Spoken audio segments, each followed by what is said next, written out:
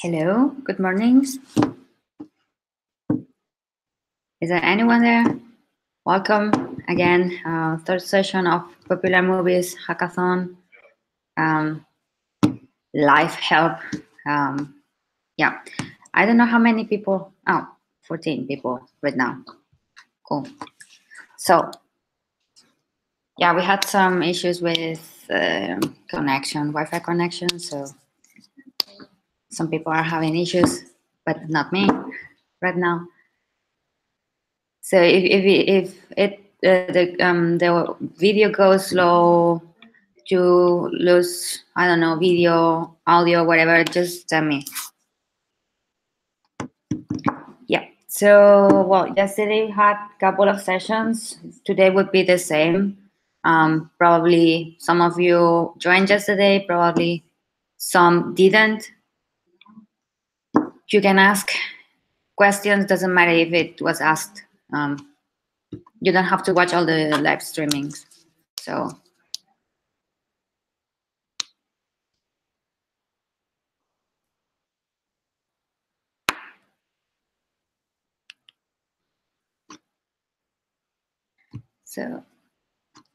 good morning, Alai, George, Danny, Daniel, Sergio, Herbert. Hello, good morning.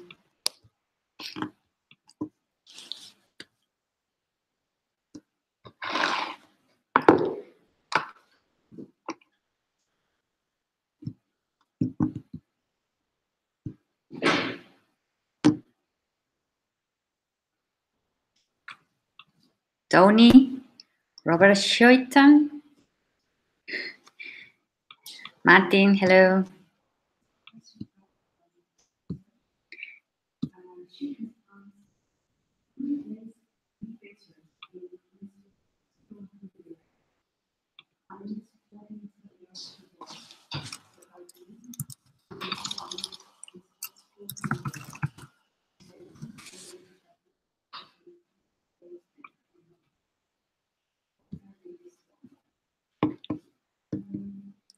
So, good morning, Monica.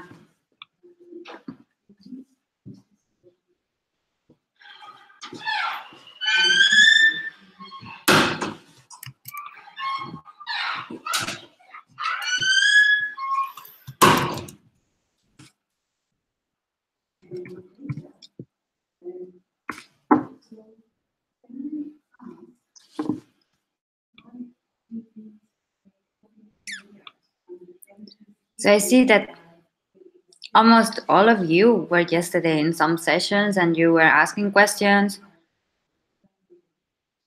I don't remember if everyone already said that the problems you were having were gone, if you progressed or if you're still stuck. So let me know. And also if I gave an answer, some solution or possible solution, and you found it wasn't working or was wrong or whatever, and you found another way of doing it and it works, also let me know.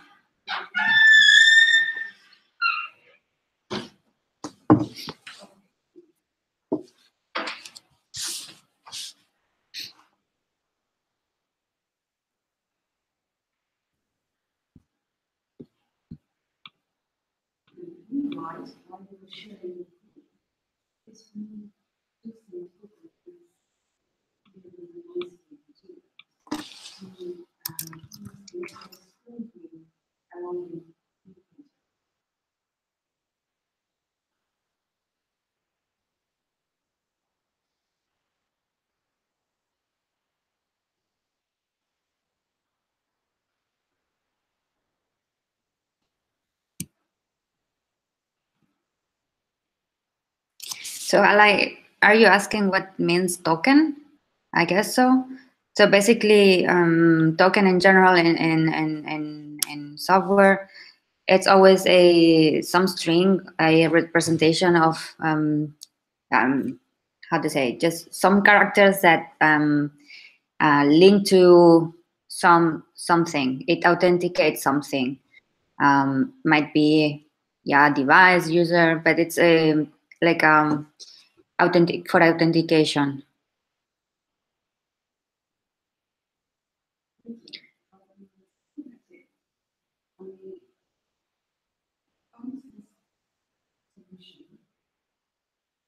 You might connect to some API and ask if some user has an account in that service, and you receive some token that says this is a valid user, and you can use the token to identify this user and um, do something on your app, give some service.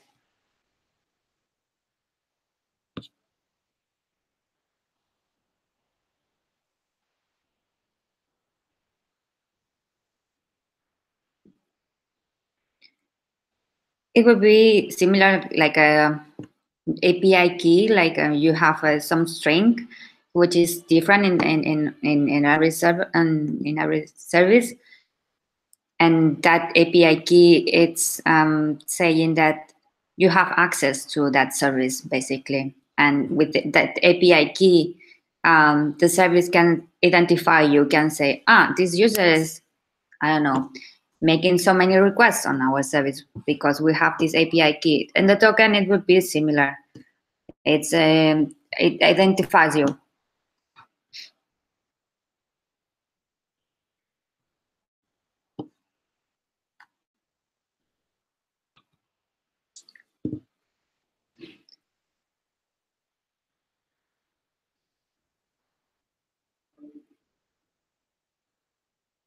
So Martin, you're saying that yesterday you finally finished to implement the reviews and trailers. So that's nice. So you can progress, and you're in the other part of the second stage of the popular movies, which is saving the favorite movies. Best, easiest way to save movie images. The easiest way to handle that is just let Picasso, which I guess you're using already, to load the images. The best way is just let Picasso to do that. Working with images is not easy at all. I don't think I even had to do it. I always use some libraries that handle the loading and the caching of the images.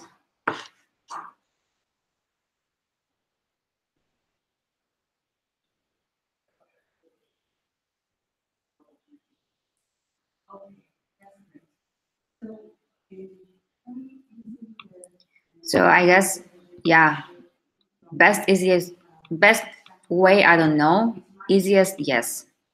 That's using Picasso and the cache of Picasso. Otherwise, you have to um, handle this storage of the movies inside the local storage of the device, and not need to actually. And in this project, for this project, you don't have to handle the offline status of the app. So yeah, ideally in an app, you are handling also what happens when the app is offline, but you don't have to. So I will recommend to not do it and focus on the requirements and the project. And yeah, later you can continue learning, implementing more things you want to try out stuff.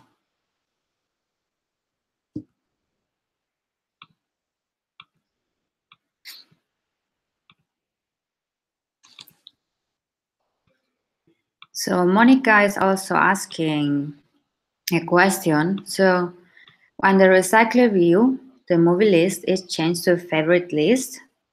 After I delete from database, a favorite movie and move back to main screen, originally I was on top rated. Okay, so what you're saying is basically that you're in the main activity with the list of movies. You change the option menu option. You select the favorite, so you are displaying only the user favorite movies. But you go to the details of one movie, you remove it from database, and you go back to the main screen, and you see again the top rated different menu option, and you want to have the previous selection, right? If you were in the main activities seeing the favorite ones, you want to go back from the details to main activity and still seeing the favorite list without that movie that you removed. So the thing is that you have to save the preference of the user, or the last, not the preference, but the last status of the selection. So the easiest way for me to do it would be just saving in shared preferences a key for last movie menu selected or something like this, a key, and the key as key, and then value and set. You will have three options: the rated, most popular, and favorites. So you just save what the user selects in the menu, for example. So every time you load this screen, you just load the shared preferences. You know which one was the last one saved or selected, and you display that one. Does that answer your question, Monica? Does that give you some idea?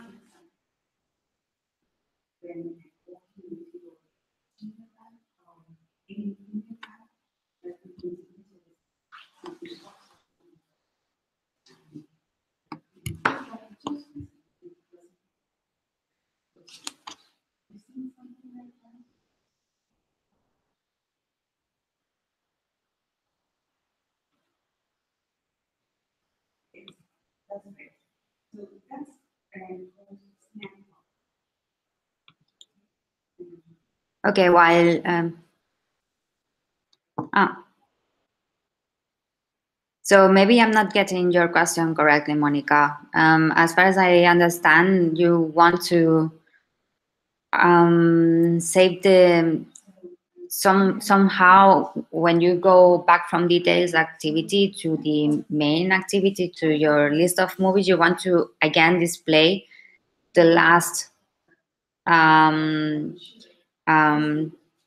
option that the user selected. So if the user selected top rated, when you go to details of one movie and you go back again to that list, you want to still see the top rated, right? So for that, you have to store the last selected option of the user.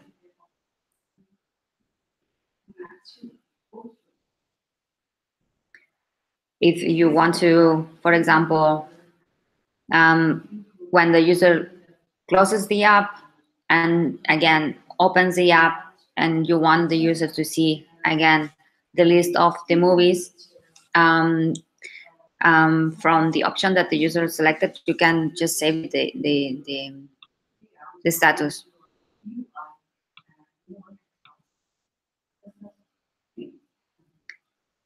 So another question, while Monica, since there's some delay, while Monica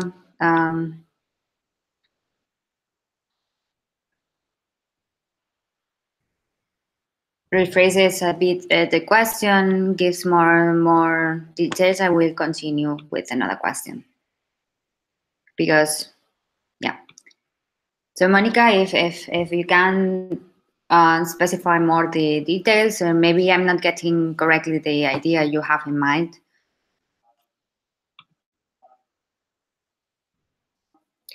Okay, next question from Danny. I'm going to read it. So, okay, so yesterday you were asking about async tasks and loaders, and you're trying to use async tasks. Oh, okay, so it's a good idea to manage the cursor in the background task after the query in order to push the movie info to an array and then set it to adapter.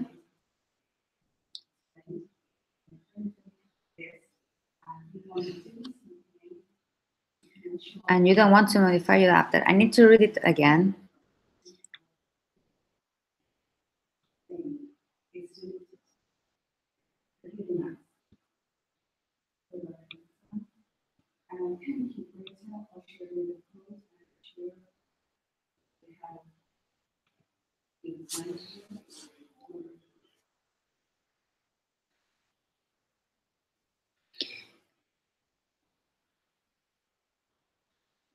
So basically, once you query your database to get the movies in the database, you don't know if in the background task, you also have to manage the cursor to push the movie to an array and to get the data and then set it to the adapter.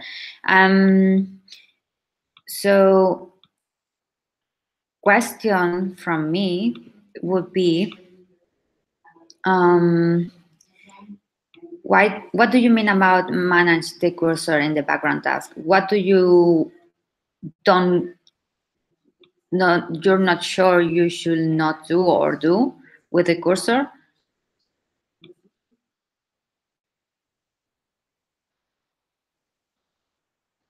And why would you need to modify your adapter? What are you doing in the adapter? The adapter just needs to get the data from the array. So what happens before doesn't matter. For the adapter, you can just send the data in this list in the array, and the adapter then will just use the data to inflate the layout.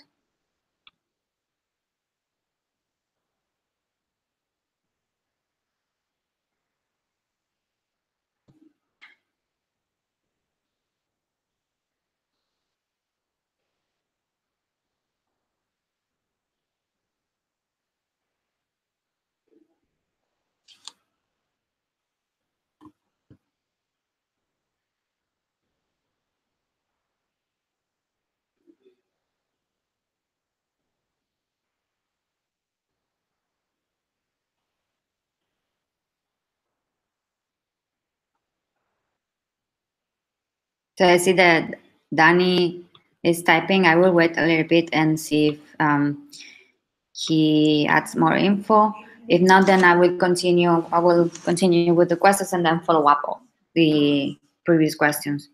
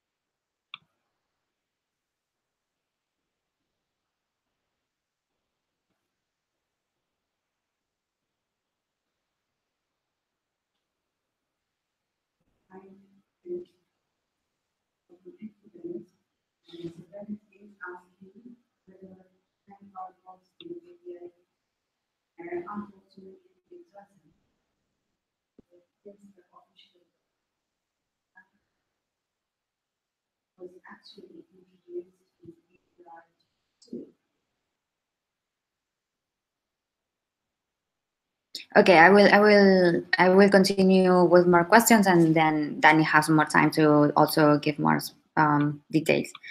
So next, I see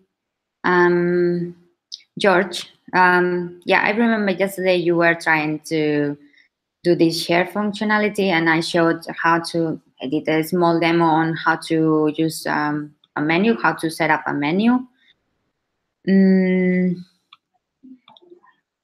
And you say that the share button wasn't clickable until you set the show as action. Never. Okay. I had to it had to do with the fact that I'm calling share action provider after the user clicks the option to share. Okay. Yeah, you mentioned share action provider, and I didn't. So you mentioned it yesterday also. I don't know about it, so I don't know how it works. I have to look it up. Um,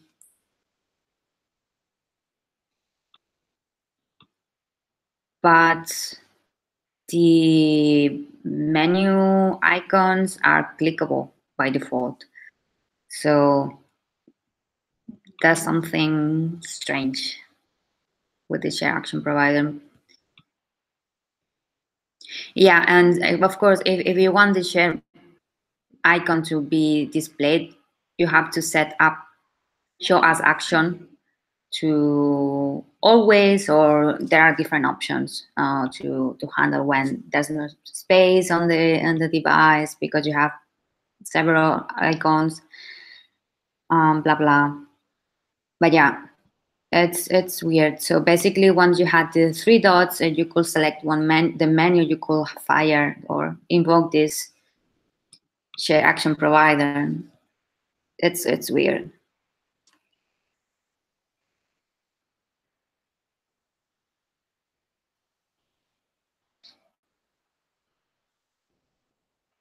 So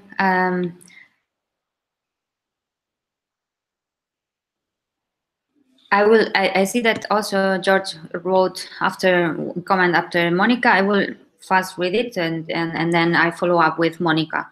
So you continue with the share problem. You say that when you launch the app in landscape mode with favorite movies settings enabled, if you go back to the setting to change it to most popular top rated, the UI is not updated. But only happens when I start the favorite movie setting. Okay. It doesn't happen when I'm showing the most popular or top rated. Um, so this behavior only occurs when starting in landscape mode and with the favorite setting. That's weird. So first thing I will do is to check the and the when you override the on items on item options on options item selected from the menu. Once you select one, you have the three cases: one if it's popular movies, if it's top rated, or if it's favorite. So once you select one of each, you have to fire either the calls to the API to retrieve the movies, or read from the database to display the favorite ones. First thing I will do is to check what I'm actually firing for from selecting the menu. Maybe I can on Android Studio. I'm not sure if I still have. Or maybe I can just look for an example on no menu Android, and I can share the screen, and it's easier to know what I'm talking about.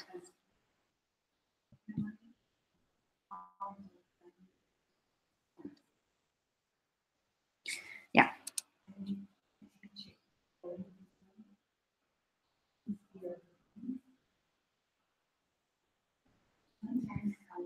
wait.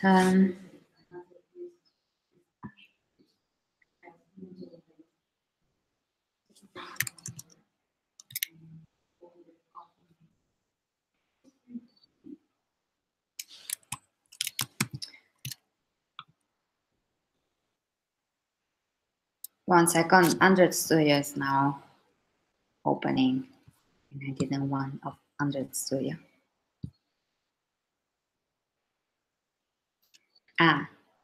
Cool. This, yeah. So I'm going to share my screen just a second. Yeah. So basically, this is the documentation from Android. What I was saying, the first thing I will check is what happens in the options menu, right? And what do you fire? Which methods are you invoking when you are handling the selection of each menu item? So what I was doing yesterday was just an example of how it would look like, or how to set up the menu on Android. This was the example for the share an email. So basically, maybe you have for the list of movies, you just have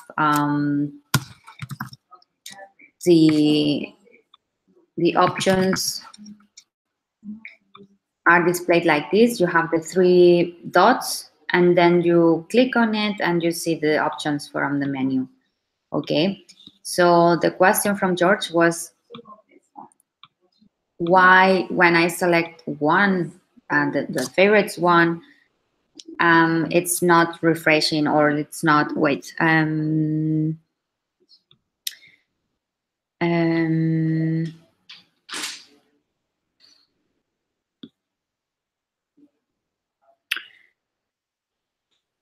the UI is not updated. So basically, nothing happens from changing the menu. So the option. So basically, what I will check first is what happens here in the on options item selected. If you are handling well the cases, you might have the case of menu, let's say 1 for top rated, 1 for menu popular movies. You will have 1 for menu favorite, and you have to also, of course, load the favorite movies.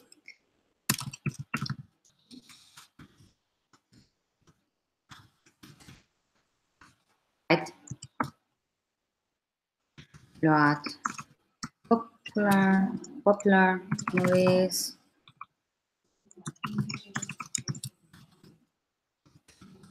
I don't know. Would be like this. That's what the first thing I would say, and to check and see what happens. Basically, check if you have the 3 cases covered, and what do you are invoking on those, also in the default one, and debugging. Set some breakpoints and see. So I will stop sharing now.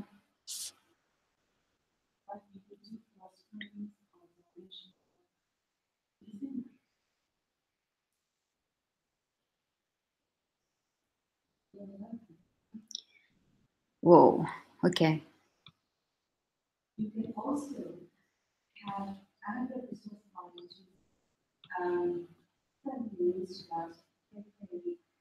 Okay, so George, I see that you are not using the menu. Then I'm not sure what you're doing. So I remember we were talking yesterday about how to set up the menu for the share option, and for the email, right. That was in the details, and you're talking about the list. Mhm.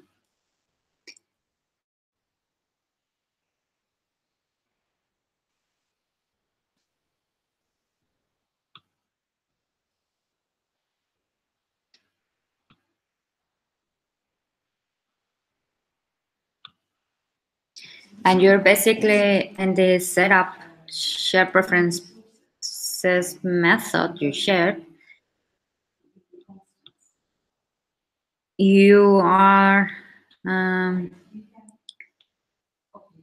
insert, Let me read it.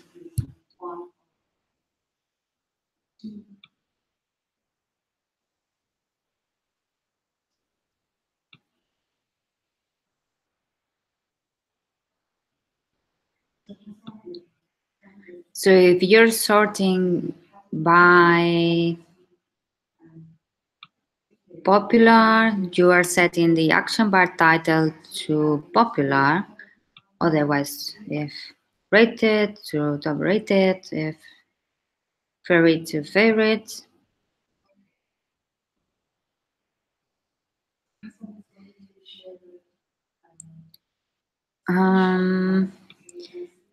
You create a cursor with the all favorite movies. You have an adapter for the favorite movies, okay.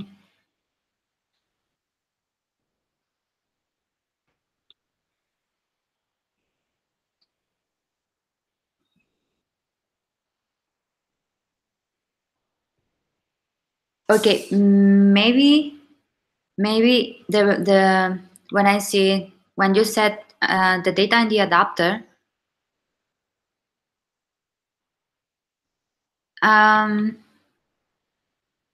you don't notify the adapter that the data set changed here somewhere, anywhere. I don't see it. So somewhere when you set the data to adapter, you have to also notify that the data set changed. Let me find how is exactly the name.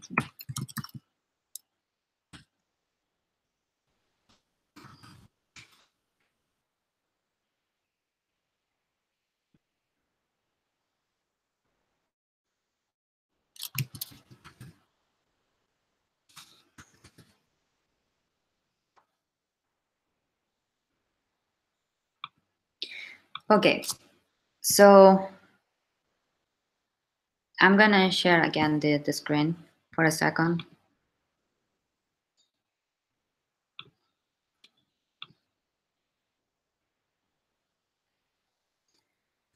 So I just opened I just Googled notify. You see, notify dataset changed. I was writing it wrong. So basically, if you read the documentation for an adapter, just the base of the adapter, there's a method called notify dataset changed that will notify that the data in the adapter for the adapter has changed. So the views that are displaying this data have to be refreshed. Okay, so somewhere you have to also call this method so the adapter knows that the data change. Try that.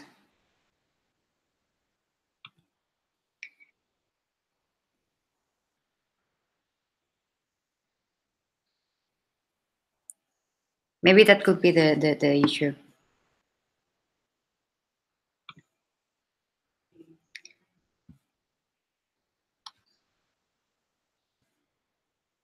Okay, I will follow with other questions. George, let me know if you already notified dataset change somewhere, and if not, then try it out, and maybe that's the problem. Otherwise, we have to continue debugging.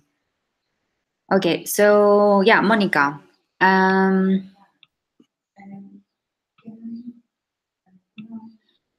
So your problem was with the recycler view. Yeah. Mm,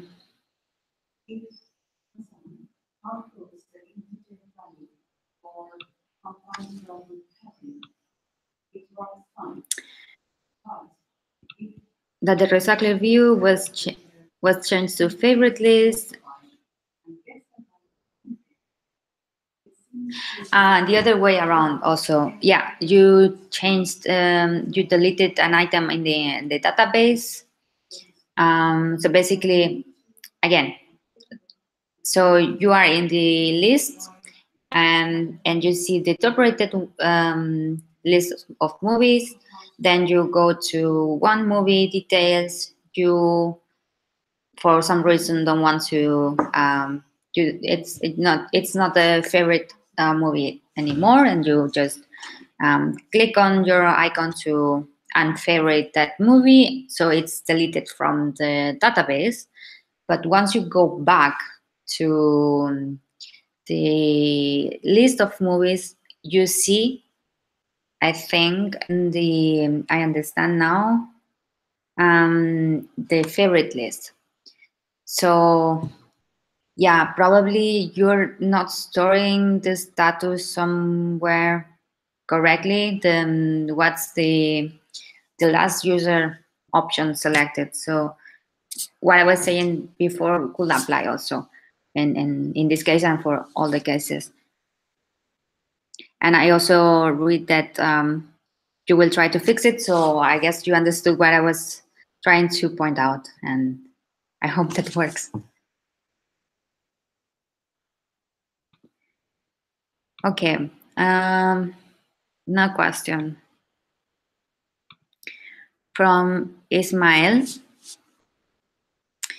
Question about Android layout width and height in constraint layout. It's like in portrait. I want width to match parent and height to wrap content to adapt to the content.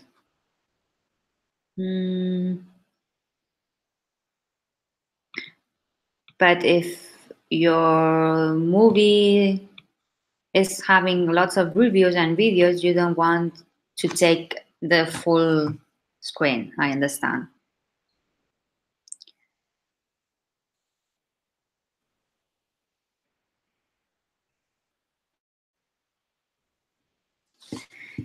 But when you rotate the device, the width and height should be inverted. Okay, so basically what you're saying that for the layout for your layout, it works well in portrait, but once you rotate, you would like it to be displayed um, another way. Yeah, I think the the easiest way, or might be the only way, is to have to not the only way, but the easiest way to have two different layouts, one for tablet and one for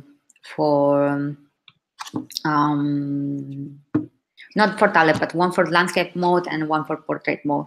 Maybe I can show some small demo on that. Maybe I can do that. Yeah, why not? Let me see if there are many questions. Okay, I will show quickly how to create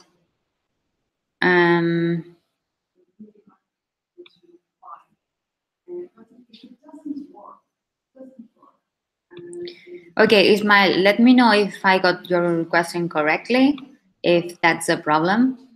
And if you and someone else wants to see how to set up two different layouts for landscape and portrait mode, I can show that. Okay, let me know. If not, I will continue.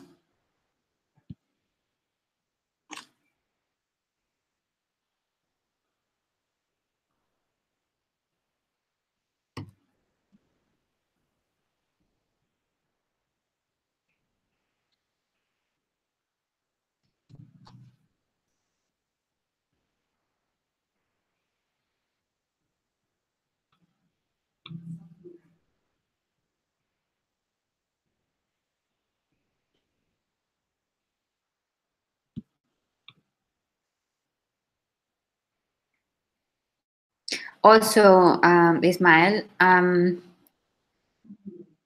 if you're trying to use with match parent and constant layout, it won't work, because on constant layout, match parent doesn't it doesn't work. You have to set it as 0 DPs and use constraints. I will share just quickly the documentation for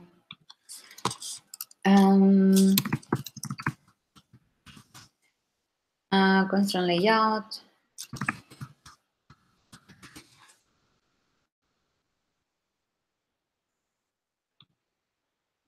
Not sure if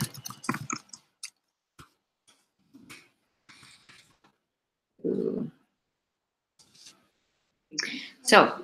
This is constraint layout documentation. Okay, I'm looking for match parent. This is what you want to set on your width. Important. Not recommended with widgets for widgets contained in a constraint layout. You can, yeah, it says that you can have similar behavior using match constraint, and then putting constraints to set to parent.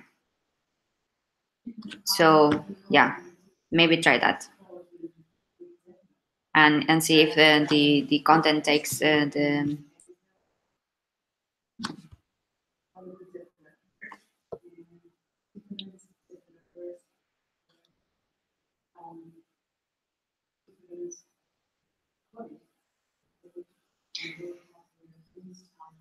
Okay, so Ismael, if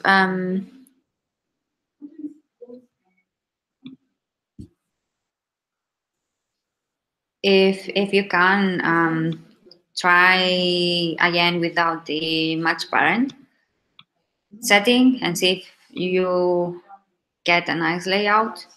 Otherwise, try to use 2 different layouts. It might be just easier. Sometimes when you're playing around with constraint layout and want to have a reactive layout for all the cases, it's just very complicated. In the end, it's matter of practice and knowing a lot of the layout itself. So don't worry, just create a second layout.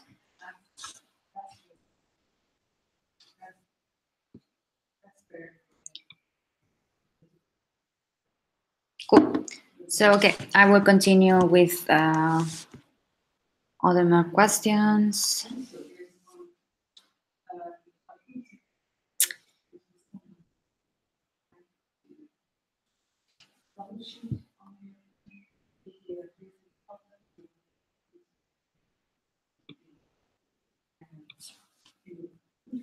Okay, so Daniel follows up with the previous question, which was about when to handle a cursor.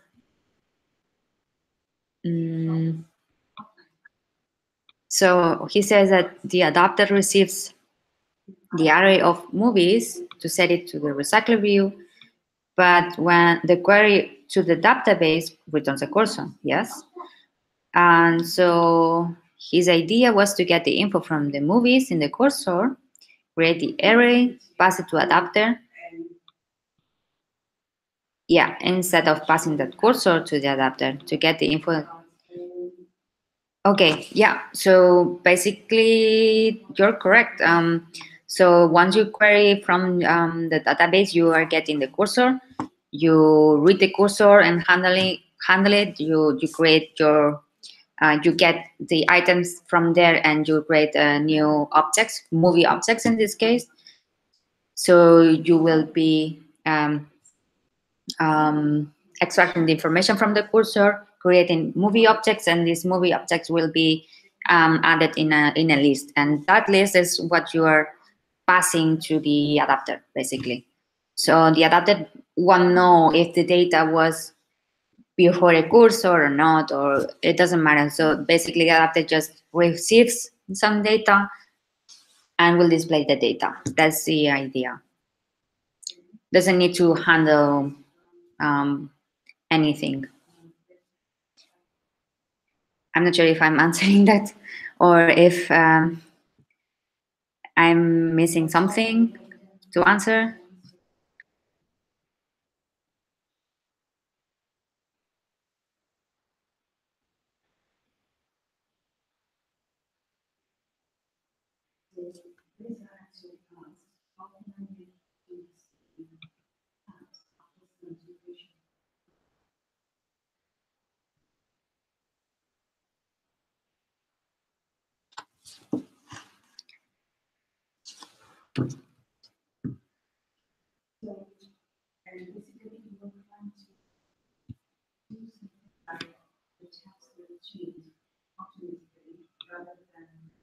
Okay, so yeah, basically that was it. So yeah, you handle the data somewhere and then you get the set of data, whatever you have, and send it to the adapter. And basically the adapter will just say, okay, this item, we check the pieces and we'll just display it in those views.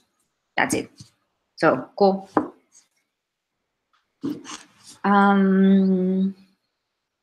So I think you were already doing the correct job. So, okay, let's continue.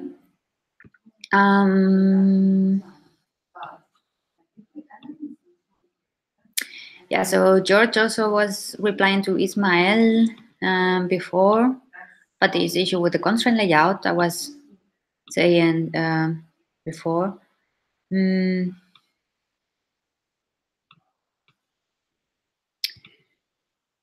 Yeah, actually, yes. If instead of using width and height match parent because it's not supported, then you set it as 0 dp. You put the constraints to the parents, and depending on the space there is, it will take more or less. So it should work. Otherwise, if it's really complicated what you want to do, just create a second layout. But it might be just that with using the constraint layout 0 dps and setting the constraints correctly will take the space you are hoping.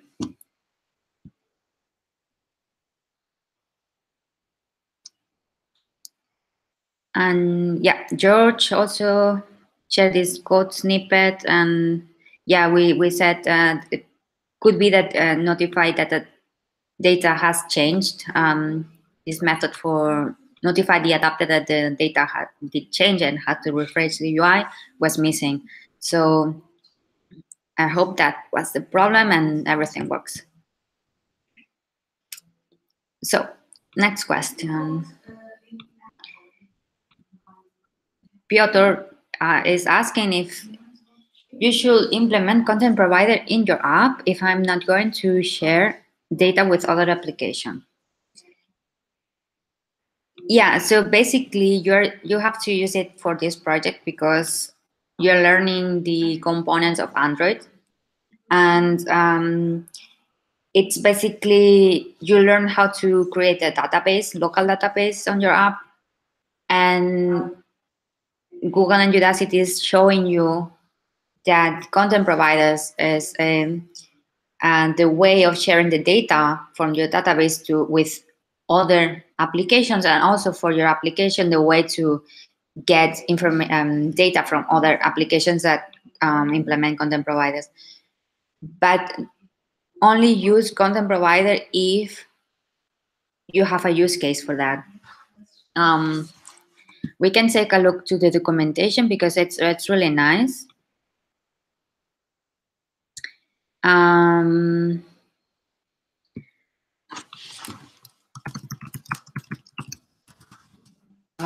Yeah, no.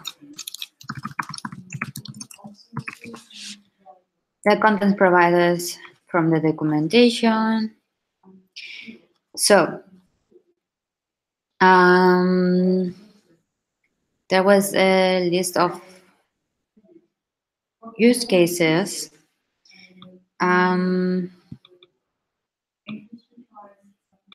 Yeah, so here you get some information. It says that The content provider coordinates access to data storage layer in your application for a number of different APIs and components, blah, blah. So use case would be sharing access to your application data with other applications. Basically, you have some data that you want other applications to have access to. That would be like the contacts, Android the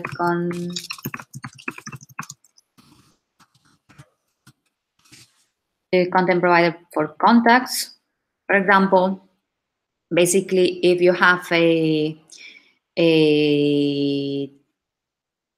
app that is displaying the contacts from the device, you should be able to use the contacts provider. There's no example, easy example or nice drawing, but basically, yeah, this is one example. Okay, basically, yeah, this is one of the use cases. Then send the data to a widget. Also, what else? Returning custom search suggestions. Okay, I didn't know about that. Synchronizing application data with the server using an implementation of abstract thread sync adapter. Okay, so I think that the main use case is to share application data with other applications. And that's it, basically. So if you implement content provider on your application, it's because the goal, one of the goals of your data is to be shared with other applications. Otherwise, you might not need it, or that's it. And yes, we are all learning how to use it because we have to know the Android components and have an idea, rough idea, or of how to use it, and that it exists and what it is.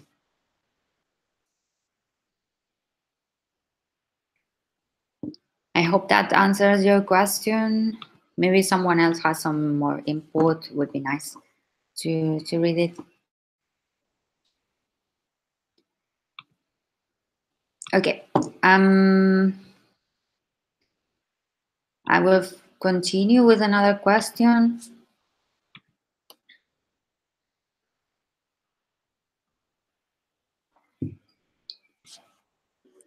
So Boris has a question, coding related question. Okay. I built a content provider to get data from the favorites database table. Yeah. In this details activity, I need to access it for three reasons. Check if a movie is already in the database. Okay.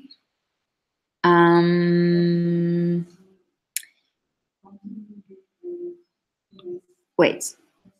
And the details activity, okay. Add the movie to the database, yes. Delete movie from the database. Well, the first reason I'm not sure, because if you have I'm going to read the whole question, but indeed I'm a bit confused with the first reason, because once you display the favorite movies list, you know that all movies are favorite, so you know that any movie from that list is already in the database. Okay, but anyways, and adding deleting movie from the database is those are reasons to access the database on details activity. So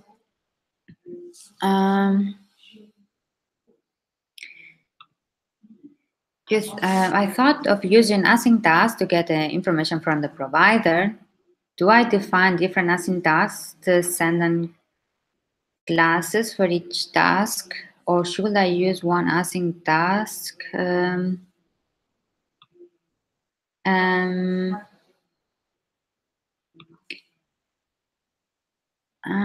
I define async task, or should I use one async task which receives the intended action in some form and the movie ID? Mm,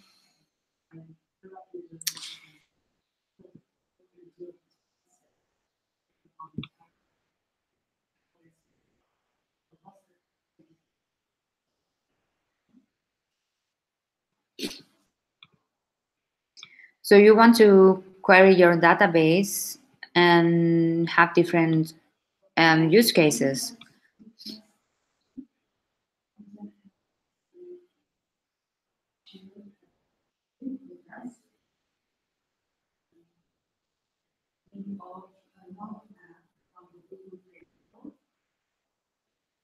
Okay, yeah, I got the first reason. Yeah, I got if yeah, you're right, you're right.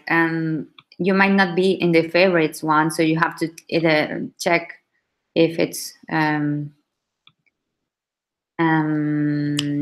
your database. Yeah. I got that. If you come from the um, top rated or most popular, you still have to check to then set up your favorite icon status. Yeah. So wait.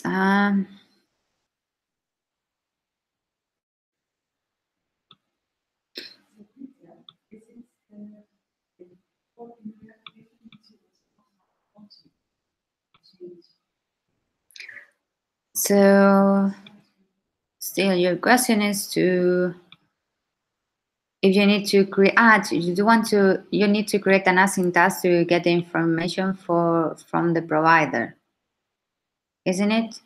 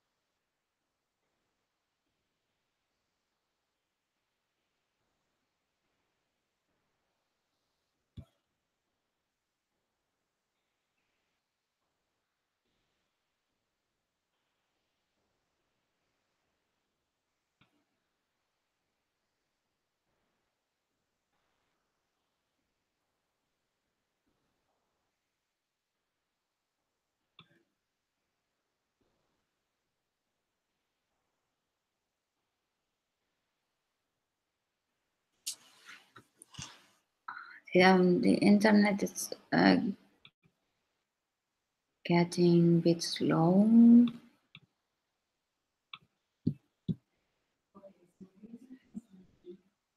So the question.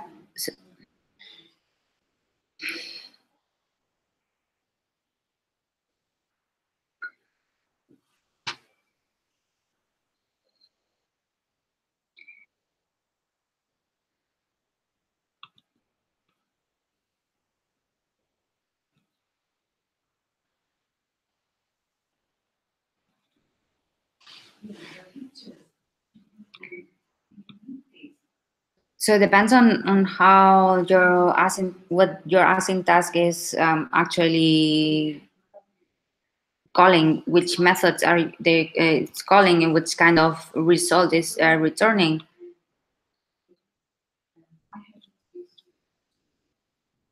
I'm not sure if I have any examples to show you.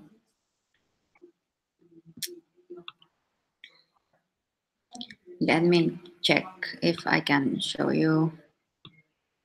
Mm,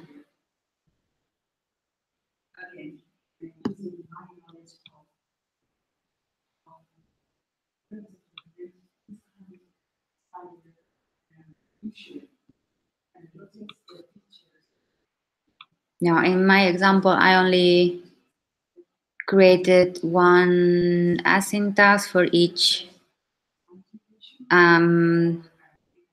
endpoint call.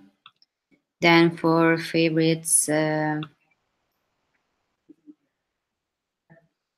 yeah, I have the content provider, and I think I just access to it with the content resolver and don't do any background work.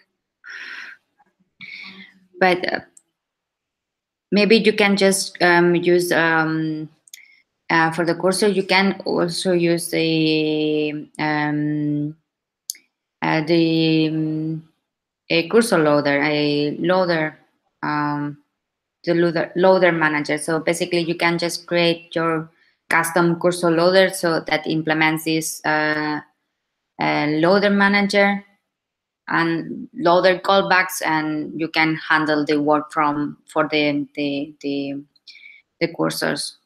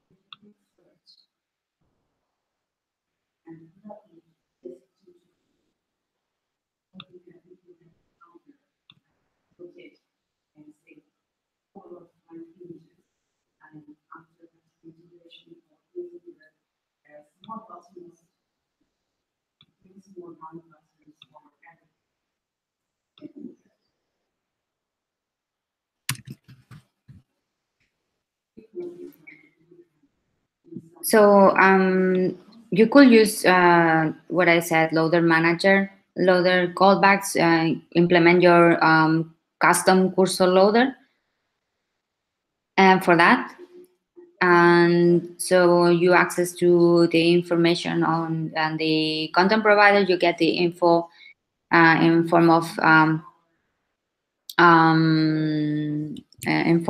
cursor, and then get the map the information from the cursor to an object. And you said that your mentor told you that Ismail said that and the mentor told that 2 or 3 can use directly content provider.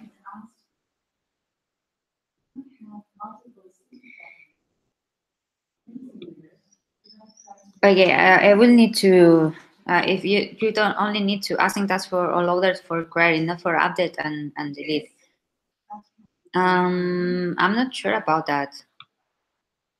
If you want to do it on the background, you might have a really large database, and you don't want to update or delete. I'm not sure. I need to check it out.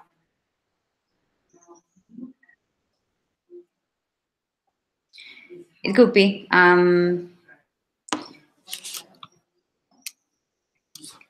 Maybe we can search. Um,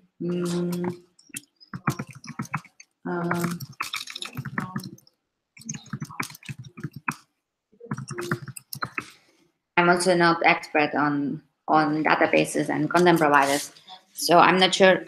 My first thought is always to do database stuff in the background. So I'm not sure if you could delete or update an item just without not in the background thread.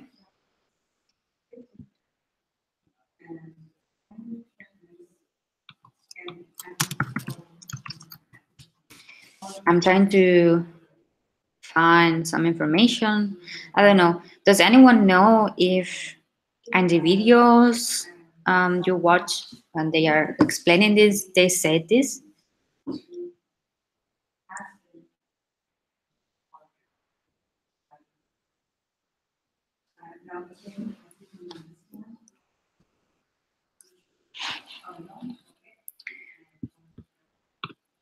Maybe I can find also. I don't find directly the answer on Google, but I don't know. What can I check? Maybe examples.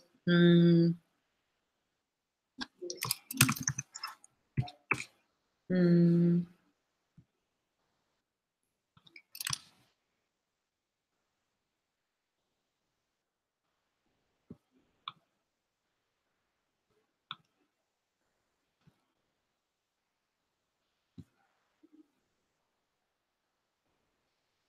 Yeah, so I'm not sure. Personally, I think anything related to databases should be done in background, right? Delete an item, as Boris says, it can take time. Yes, of course, because you need to find the item and delete it. So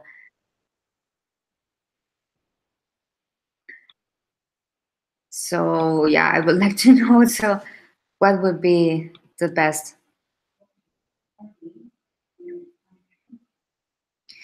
Yeah, and Boris says that all content resolver access should be done in the background. Yeah, that's it's. What I also have in mind that anything related to databases, even if you are accessing content resolver or getting the data from there or doing work directly to your database, always in the background.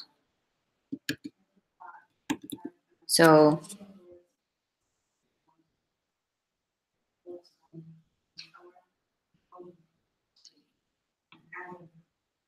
I will continue with other questions. Boris, let me know if there's anything not answered or if you have more questions. But yeah, as I said, probably you just need to define a custom loader manager, custom cursor loader that implements this loader manager loader callbacks and that will handle the loading of the cursor for you in the background. Just let me know if it if that answers if and also if it also works. I will continue with more questions now. Okay, cool. So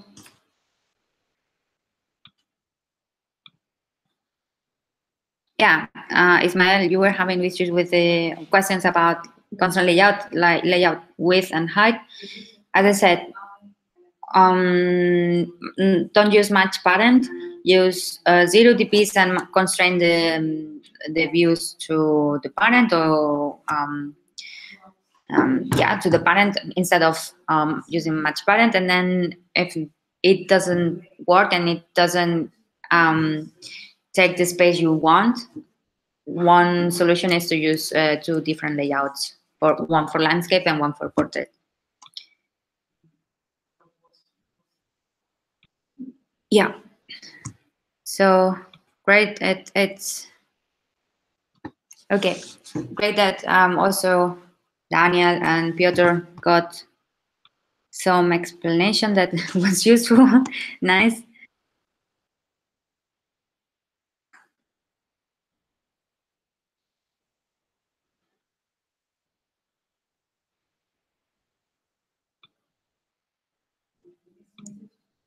Okay.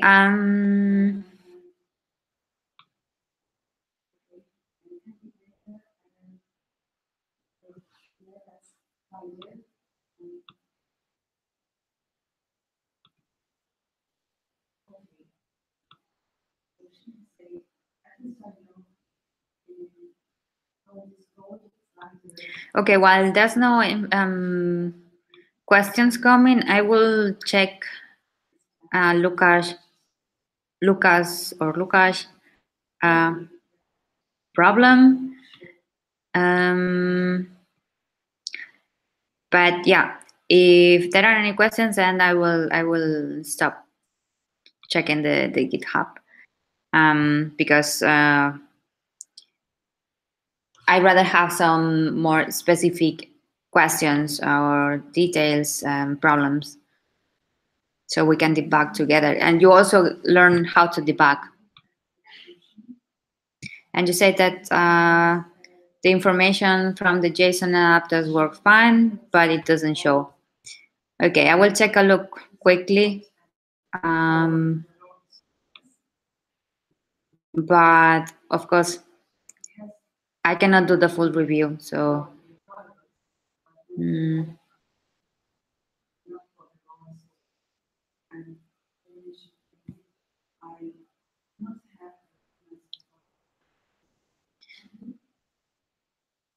so so you debugged and already saw that there's information. The JSON was parsed and the adapter gets the information, right? So the problem could be in the adapter for the list. I'm gonna check the adapters. I don't know. The info doesn't show. Ah, reviews, for example.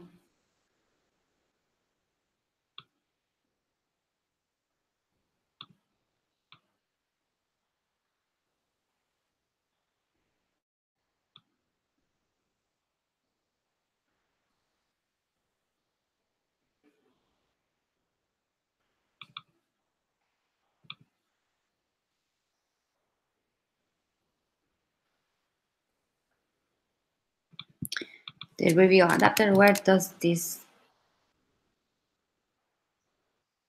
get the info?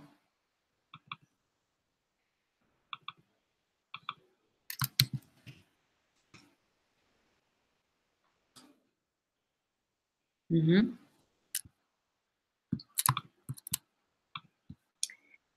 And where do you call this?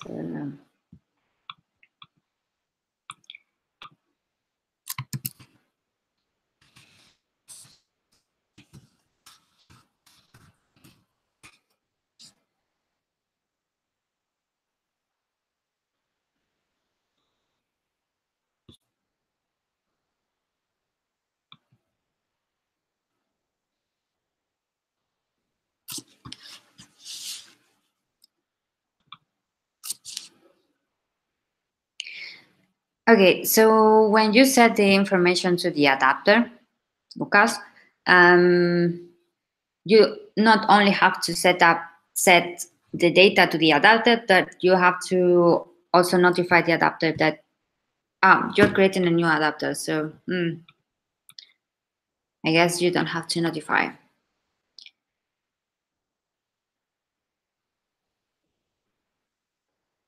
So maybe I can check out your code and easily it would be easier to.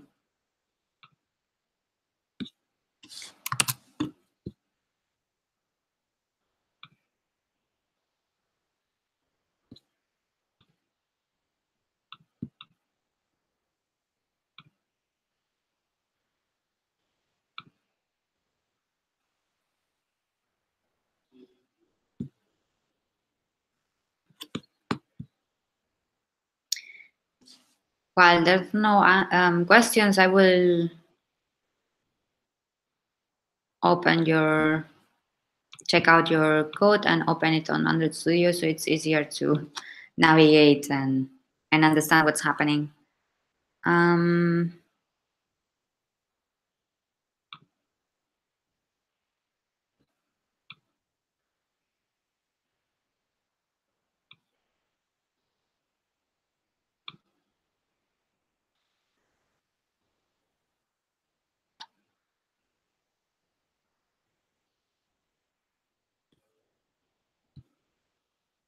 okay, just for some give you information, we have planned a break around 12:30.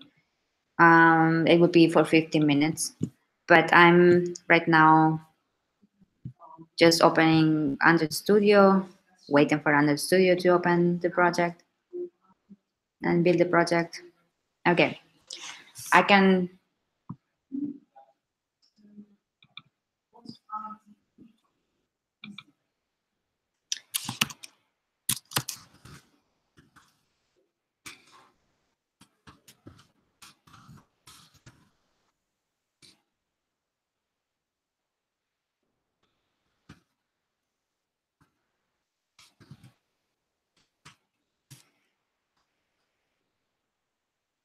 I need my API key, otherwise I cannot run your app. Okay.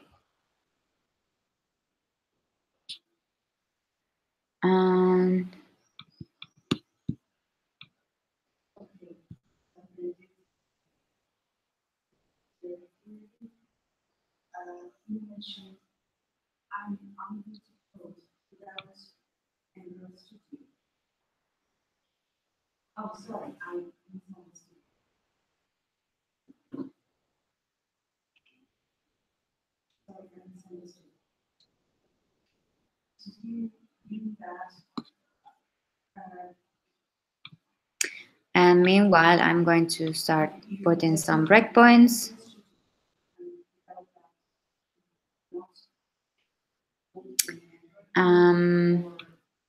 In the adapter.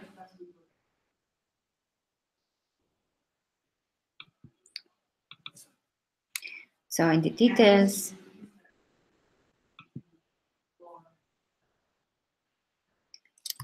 I'm just for look for set adapter.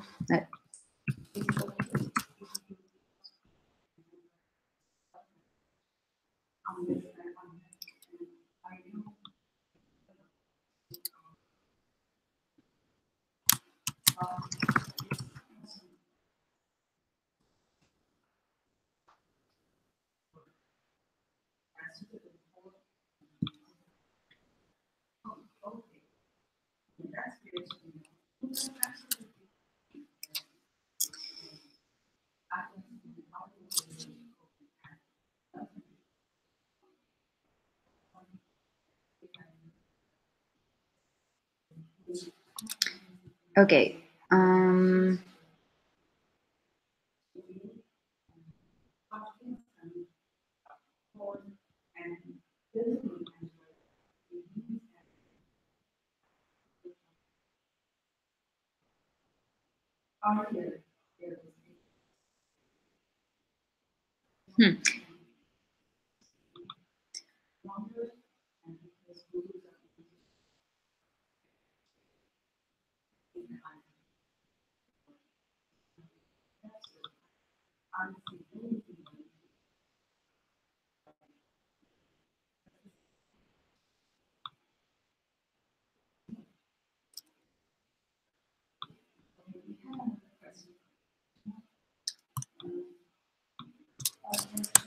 Oh, my laptop is so slow.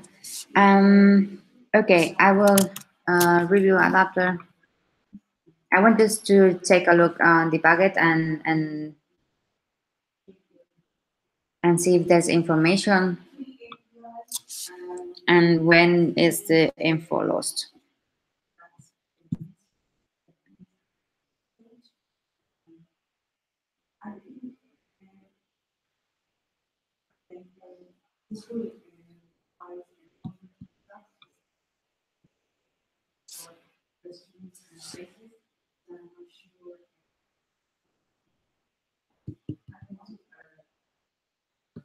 Okay, now running in debug mode.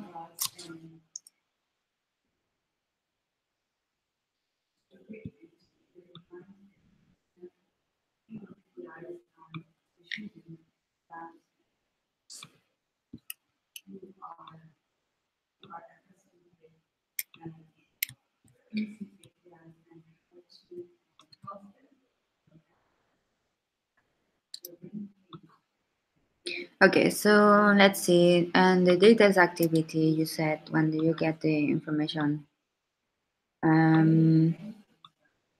Of the reviews, create an array, then you get the information from the puzzleable.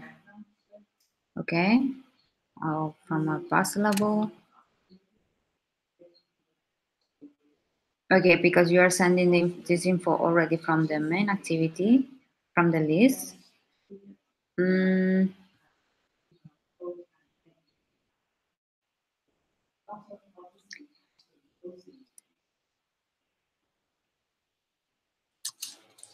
then I lost the point. Adapter. And then you create a new adapter instance and you send the array info or reviews. The same. It's the same implementation for reviews. Mm,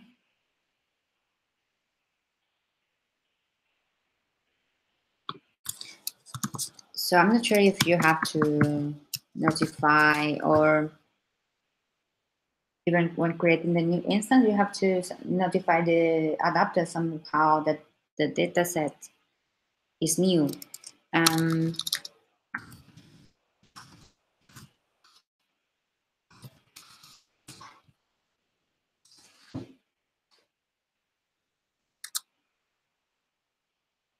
If you are adding a new item in a database, you always have to notify that there's a new item and maybe the position, so it only has to load the last one.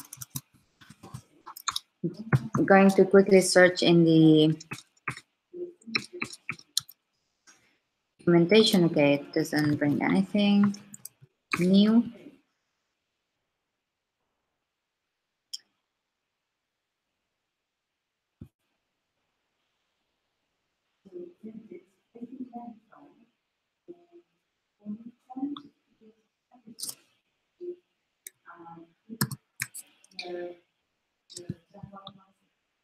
My military is super slow.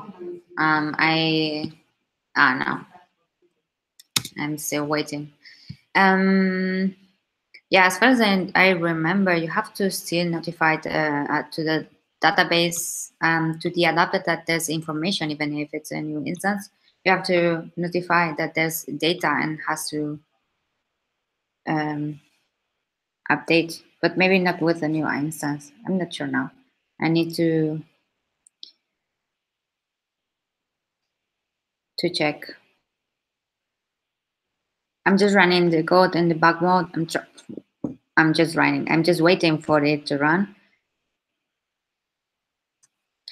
I'm doing this now until the break because we have 3 minutes.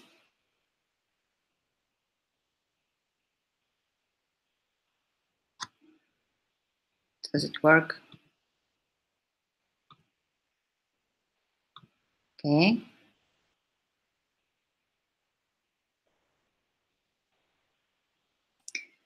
Okay, I see you're up. And I don't see where are the reviews or where are the reviews supposed to be. I'm going to check quickly the layout for the details. Details, no. What's the name of the, okay, activity detail. And how it's supposed to be. Okay. I'm going to, it's a list view. Okay. Trying to see the usages of the list view, and one is this populated.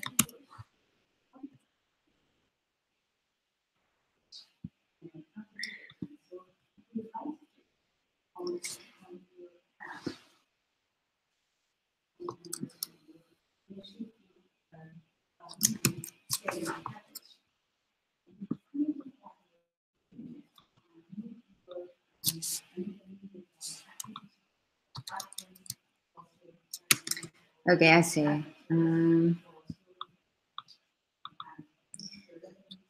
But that part of the code is not being run somehow. It's everything in onCreate, so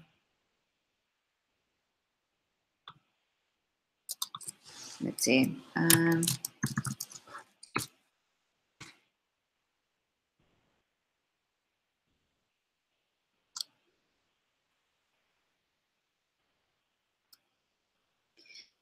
So I don't see that part of the code being called. I put breakpoints in the when you set the adapter information. So there's something else before that. Might be the parcel level review or parcel level trailer is empty at that point. So it's not even executed. Or am I missing something? It's not even firing. So it might be that you have a long if condition. Well, you have a if condition if the saved instance is null, equal null. You put the info. Otherwise, you get the parcelable the information from the saved instance. So it might be something there that it's not getting to the else. Yeah.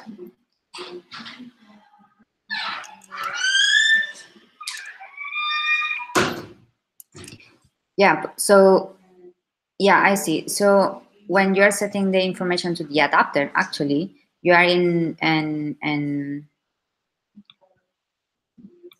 I'm going to copy paste what I'm saying, just short thing. Node copy paste code. Um,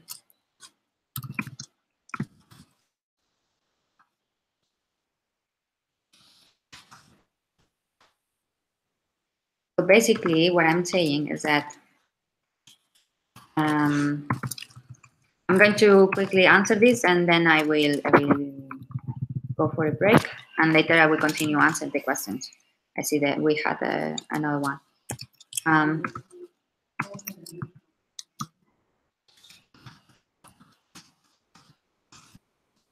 so the thing is, in the condition I just pasted, is I think that's a problem you have. You have to continue debugging, but if you check that, what you're say doing is to check if the saved instance state has some information.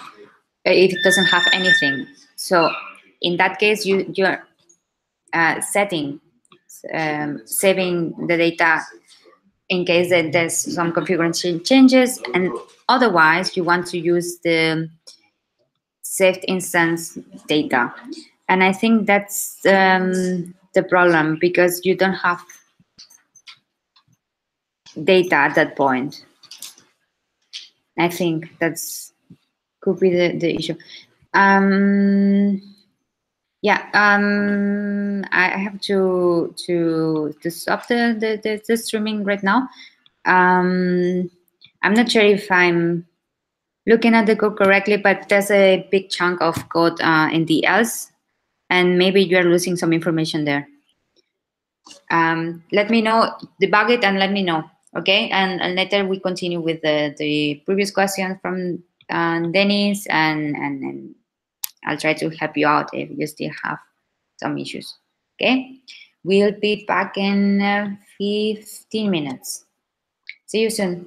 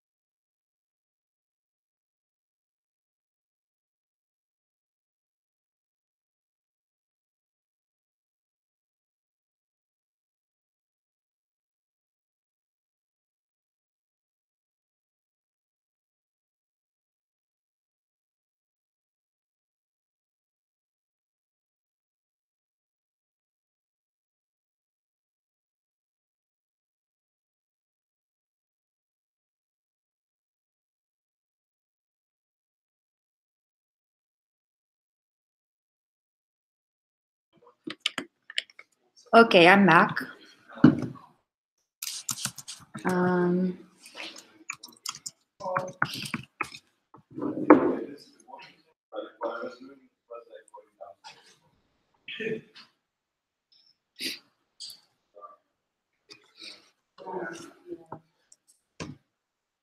um, okay, so Lucas, did you have the chance to debug?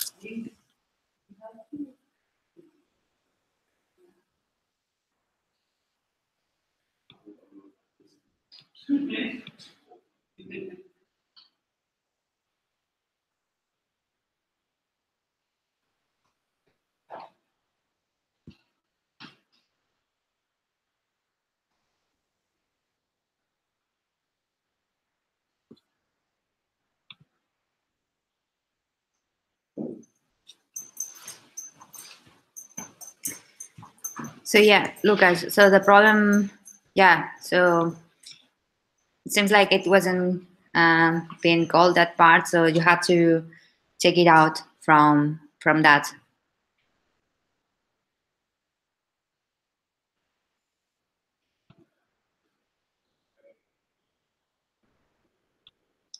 Try to extract that part of the info outside, and yeah, hopefully it will work.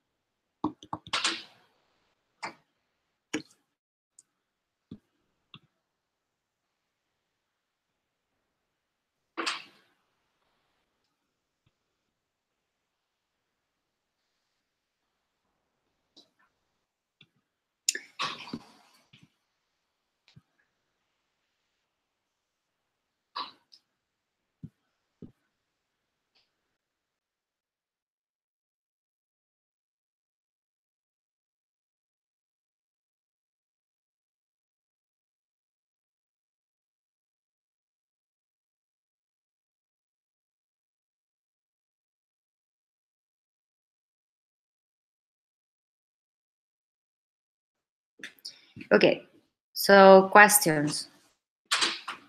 Mm, so Dennis, yeah, so Dennis asked one question before I left. Going to check that.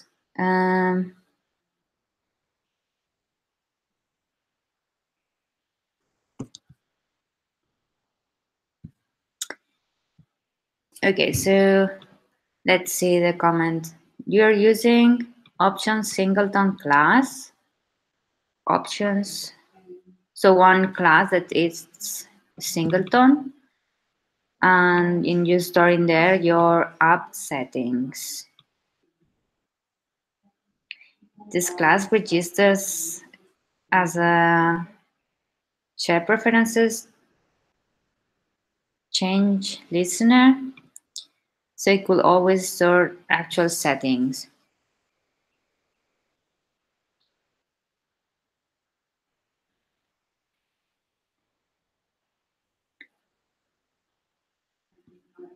Um, so is it a good practice to use shared preferences that way? And do I need to register change listener? Um,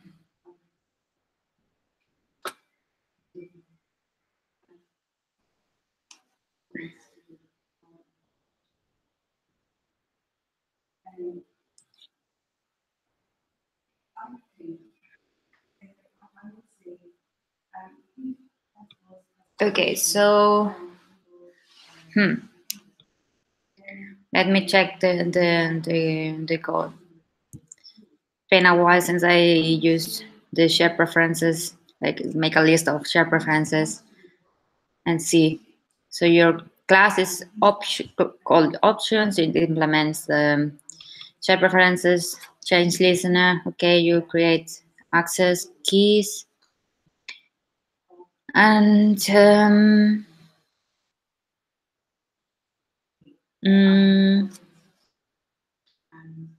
and what's the goal of creating these options? So question then is why are you using share preferences on share preferences listener?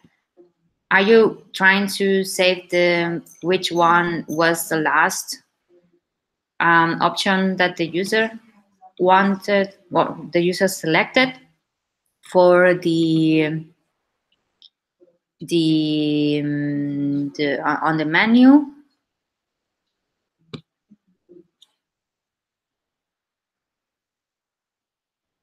Yeah, the preferences. Yes, of course.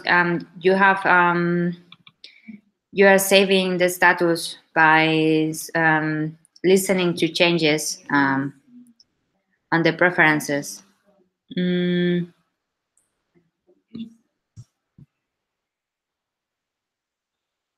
and your question, if it's was if doing this way is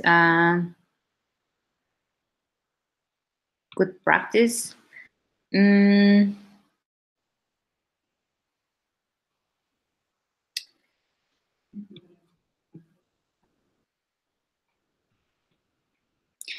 so I'm not. I don't remember much about if you actually had to unregister the listener. I know you are listening to the changes on these preferences, and you are reacting to that, or basically storing the keys that the user selected in a way. I'm not sure if you have to unregister this change listener. I can also try to find some more info. Um, how is it called again?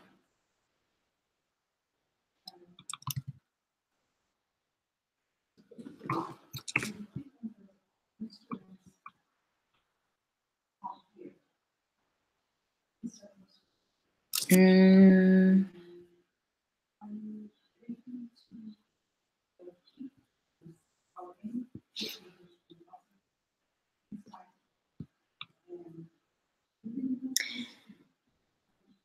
I'm going to look for on share preference, change listener, and register if.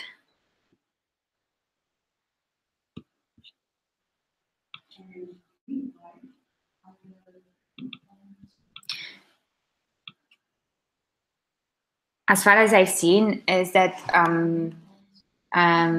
if one activity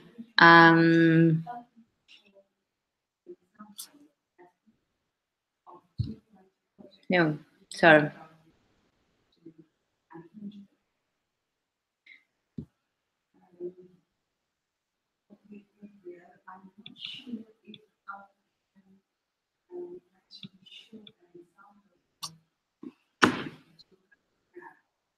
So I guess you have to register to this share preferences listener somewhere. So if from that place in that screen in this activity fragment or whatever, which is registered to listening to those changes, if this activity or screen is killed on goes on pause or whatever, also has to unregister.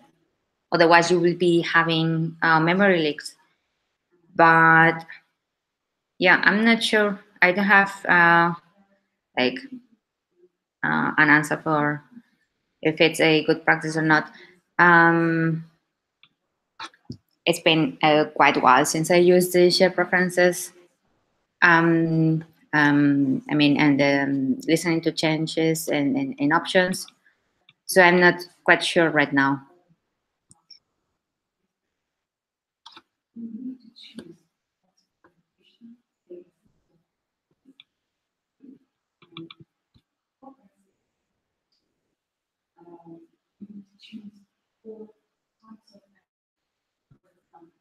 Okay, while you, Dennis, are finished typing, I will continue with another question and we'll follow up with yours. Do we have any other questions? Yeah, from Daniel. Okay, so you're having problems with unsafe instance state. The method is never called. Okay, so in theory, yes, once your activity is, you just edited your comment.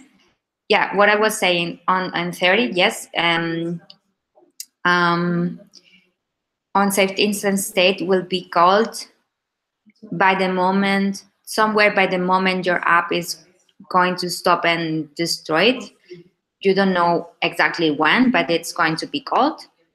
So your the information you have will be saved. So once these activities are created, if there's information saved, it will be there, so you can get it and display the information. So yes, that's how it works. And as you say, were calling the wrong method. So yeah, maybe I can find some example I can show you.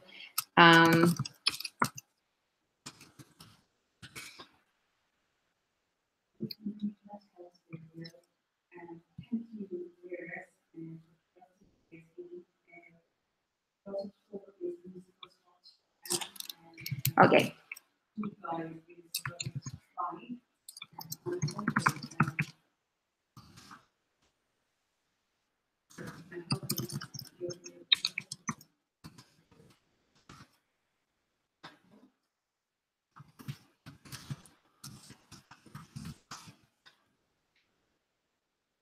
So what I'm pasting is one of the first answer I got from No Stack Overflow with a good example. If you see that, I can just share my screen also.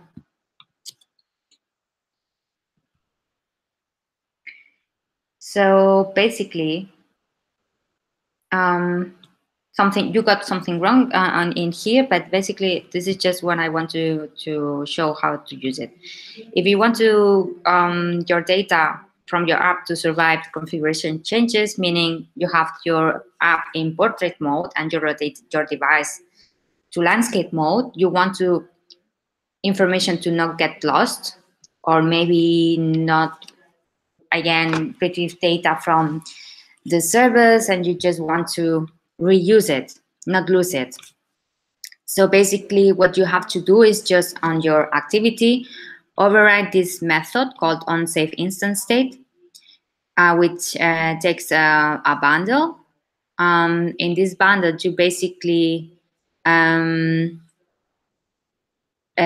you put the information you get, in this case, in this example, they are putting a string with key message and the message, which has to be saved.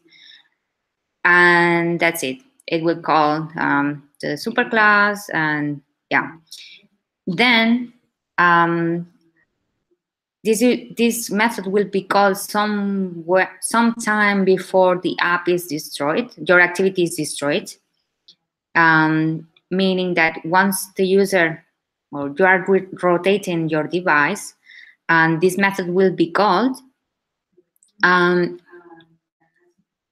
data will be saved, and once the activity is again recreated, it would be calling, of course, onCreate, and onCreate always gets has as a parameter a bundle. This bundle you created here, and normally you just, when you create an activity, you just ignore this.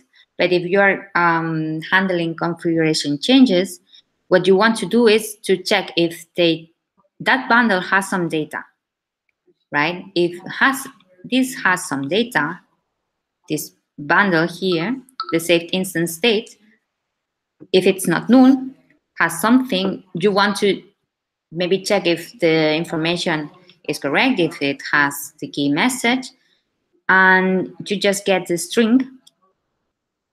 So from this bundle, you get the string with key message.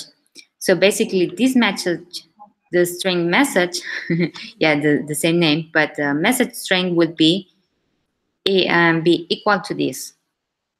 Yeah. And yeah, I'm not sure. No, I cannot show on the studio now. But yeah, basically that's the way of saving instance state. I could show you a demo if you have any questions. Just let me know.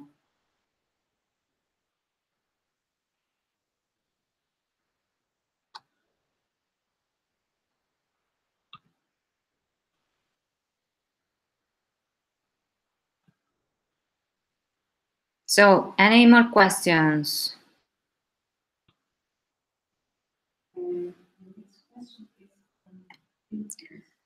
If not, I can show you.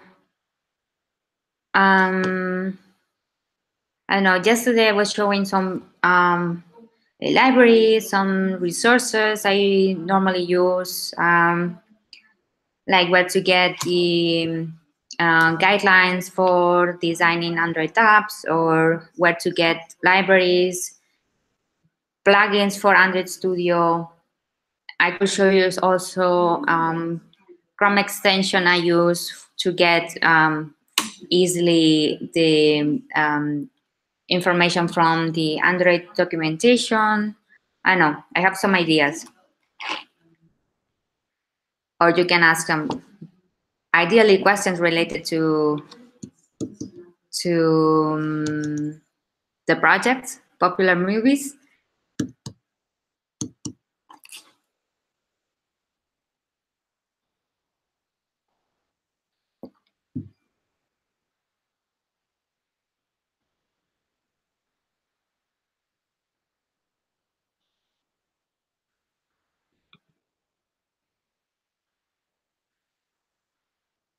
So I'm not sure if we have some break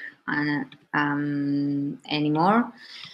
So I know that live streaming will run until 2 p.m. here Central Time.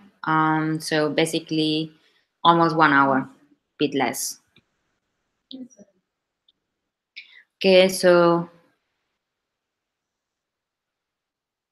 yeah, this Medium post that was shared yesterday about the useful shortcut keys is one of those things, one of those posts that sometimes I go back and read it because I might find shortcuts or plugins that I found useful right now and maybe not last time I read it.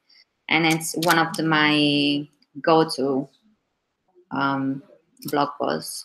I can also show you, send you a list of shortcuts, all the shortcuts. Basically, and IntelliJ has a PDF with all the shortcuts for Linux, Windows, Mac. I will just search it and send it to you.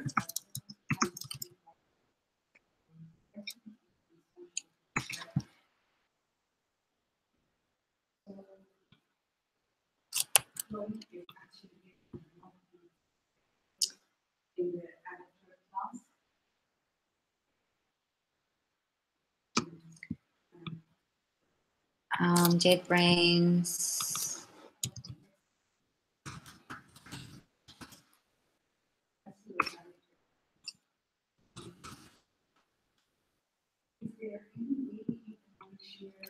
Yeah, found it.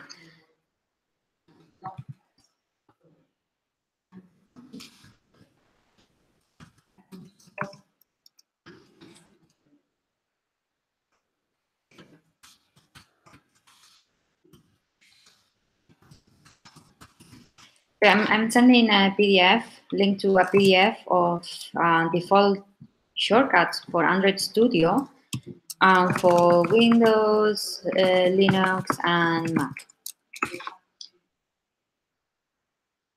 So basically, you can print or have by hand the one that is for the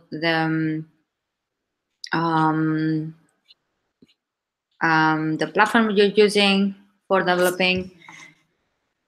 If you're running Windows, maybe you want to, well, Windows or Linux are the same, basically, I see. You can just print the one that you use, basically.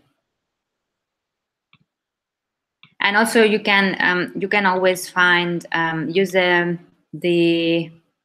find action shortcut, which is Command Shift A, or in Linux, Windows, Control Shift A, which allows you to find any kind of action.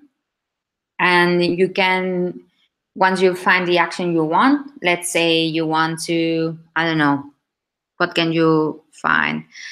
You want to synchronize. Might not learn this shortcut. You don't have to, because you might not use it often, but you can always write synchronize, and in the menu will show you the command next to the action.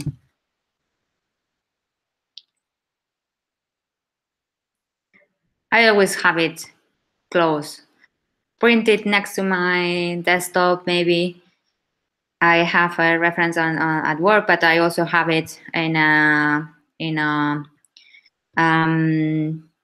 folder in my dock in my laptop, so I can just go there, click, open it, see it.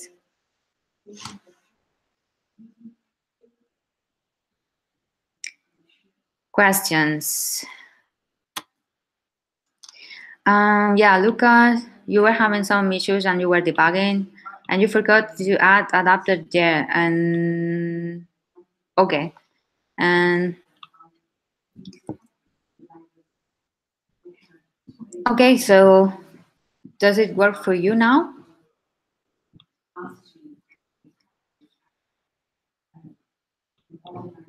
Okay, cool, perfect. Yeah, always when something doesn't work, check if the views are being used somewhere. Then the data, where are you reading the data from? Do you get data from there? If yes, then what are you doing with the data? Are you populating those views correctly? At some point you're missing something. So the only way to find the issue is to go through the whole process. Okay, so next question from Daniel.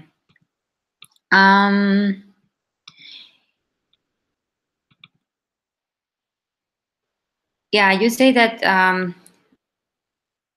on the second stage of the popular movies, you use the SQLite database to persist the movies. So, and you ask if the best practice would be implementing a cursor loader. Well, one thing is how to persist the data. So basically, you have to store your data somewhere. So for persist data, you can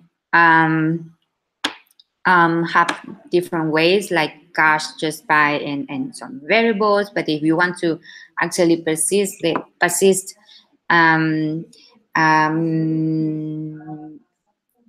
for future usages of your app, so once you open again your app, the information is there. It's not in a memory and killed and removed at some point. Then you have to create some kind of database save it in a database, local database, or yeah. And then how you access the database, it's could be different. In let me check again the rubric, but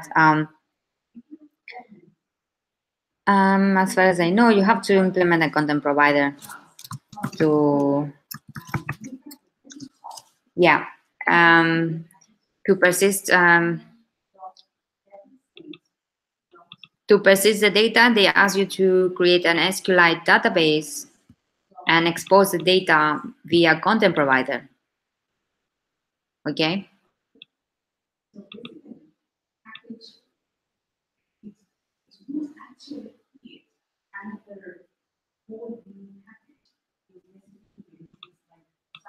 And yeah, using a content provider, you will access to the database, and for that you can do it also in different ways.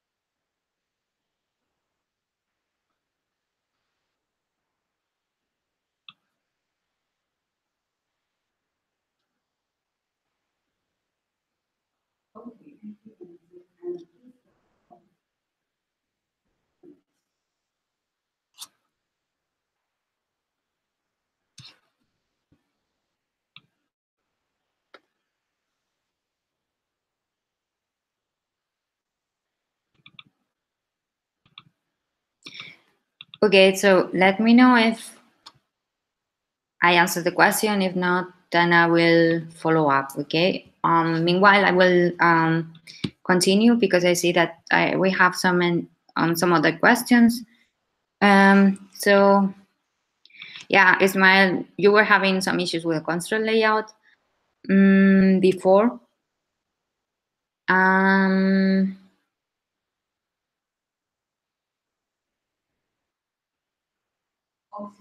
So you said that before it was magically working with console layout 1.02, but now it doesn't work in 1.1. So if you say that the data was being shown in using one version of the dependency, but now it's not, and you didn't change anything, then you have to check what changed in the console layout. Maybe something that you were using for 1.02 is not longer supported for 1.1, or there was a bug, or I don't know. You have to check the change log of the dependency and see what changed. It might be that, I don't know, there's some setting in the console layout that is no working anymore. I don't know, check again the constraints of your layout. If they are setting match parent or not, because match parent is not supported, maybe yeah, or the data, where's the data? Do you have data that is actually being retrieved and you have actually data to display it and in your layout?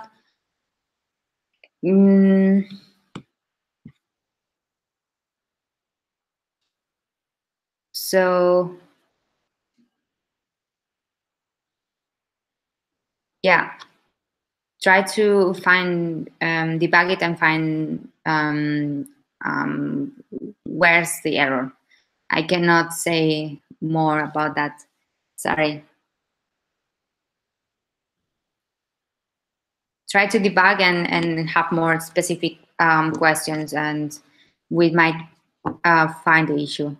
Okay. So more questions.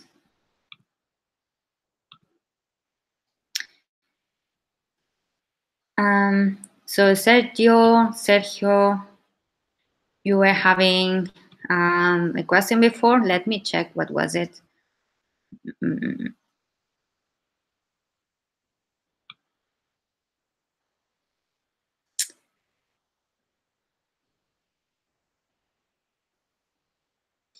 Oh well, let's see the question you have now.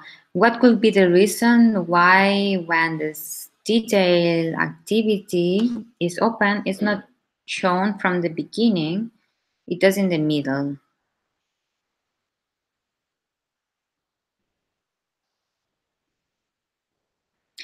So I'm not sure what you're saying. Maybe what you're saying is why the details activity, when it's created, takes long to load. Is that the question?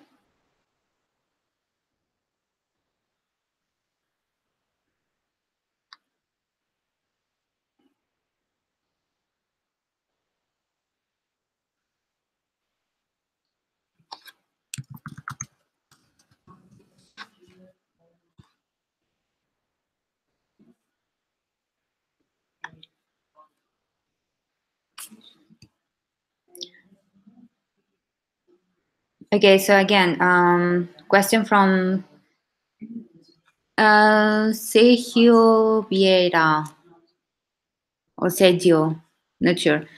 Um, you're asking why, when the details activity is open, it's not shown from the beginning. It does in the middle.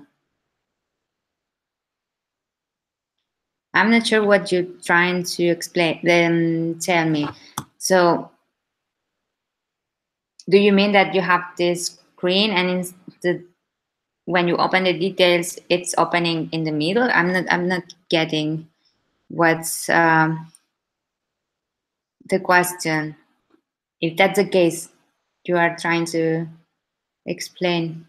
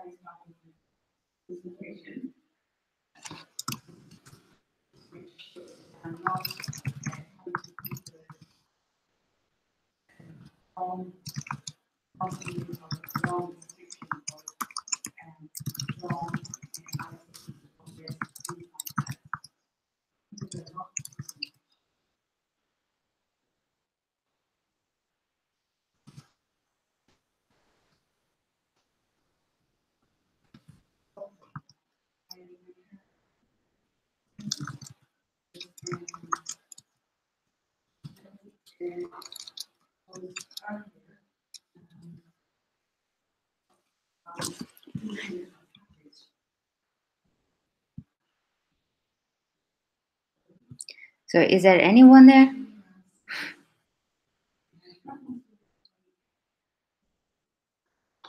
Okay, I will continue with another question because I didn't get Sergio with username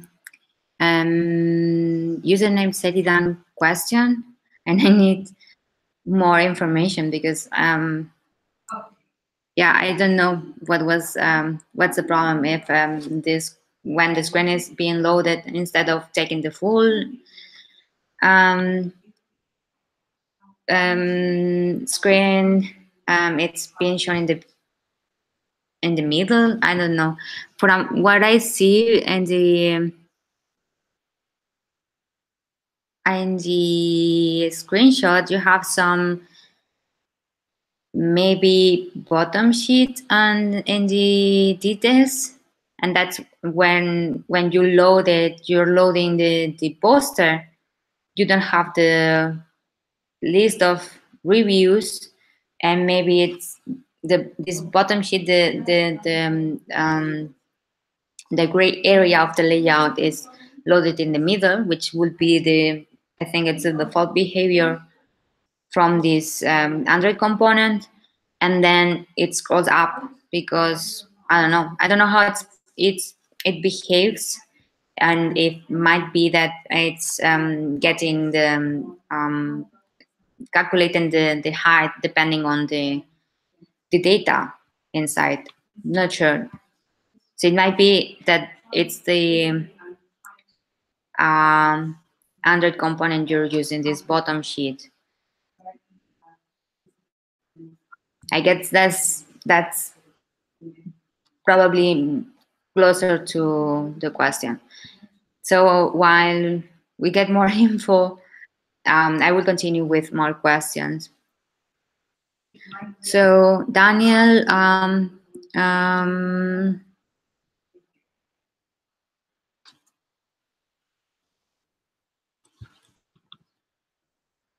yeah, once you get in the content provider, you are basically giving the implementation for querying, inserting, and items to the database, and then you want to load this information on your activity and do stuff with it.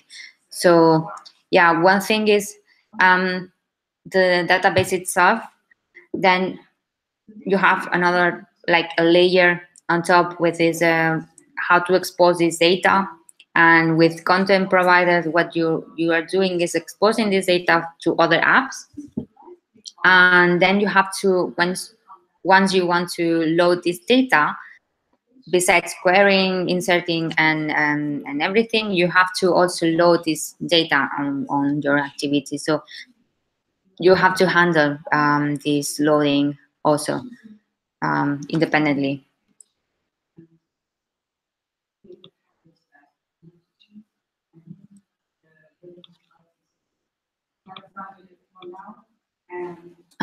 Okay, so another question from Edic N username. Can I create few volley downloading scenarios in one Java class? Um, I don't think I've never used volley. Volley, it's just think, is it an Android component? I know it's a library to make HTTP calls, similar to retrofit or not similar, but the idea itself. Mm, if it's not that, then I'm not sure what you're talking about. Let me search for it. Um,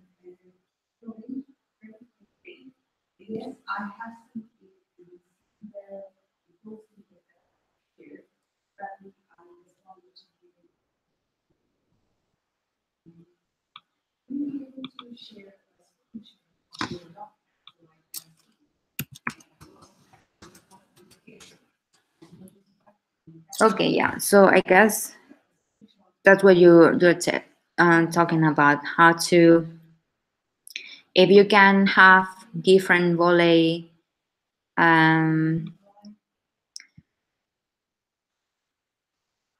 calls for different endpoints in one class.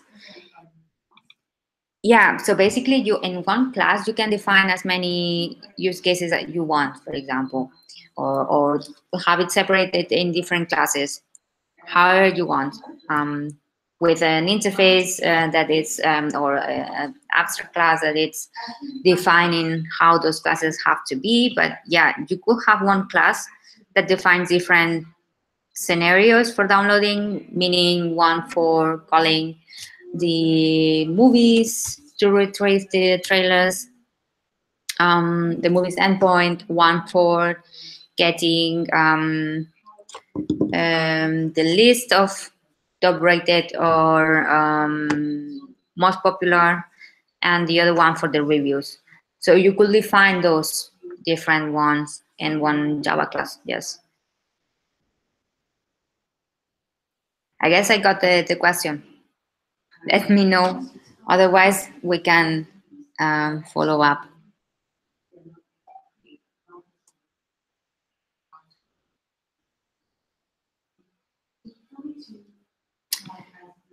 Um, Yeah, I will continue with another question because we have half an hour, a bit more.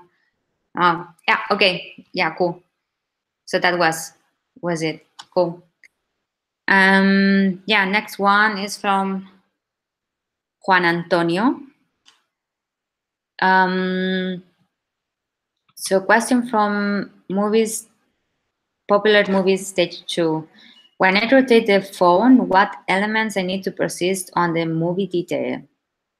Okay. Let's check out the rubric to be sure. Where do I have the second one? What do we need to persist? Um, if they specify what? I'm not sure if configuration changes are um, needed to be handled.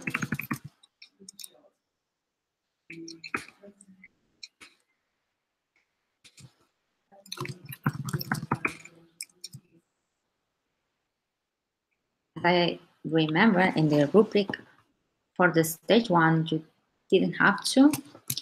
Let me just check.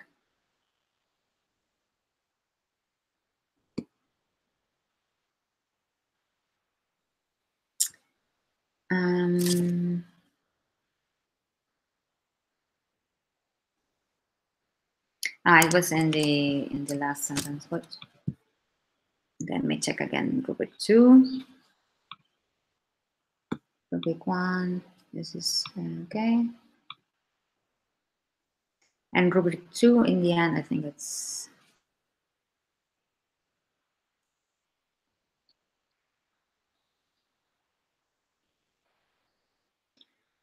So I've seen that. Yeah, in the first stage, it tells you don't have to persist on configuration changes. Let's check again.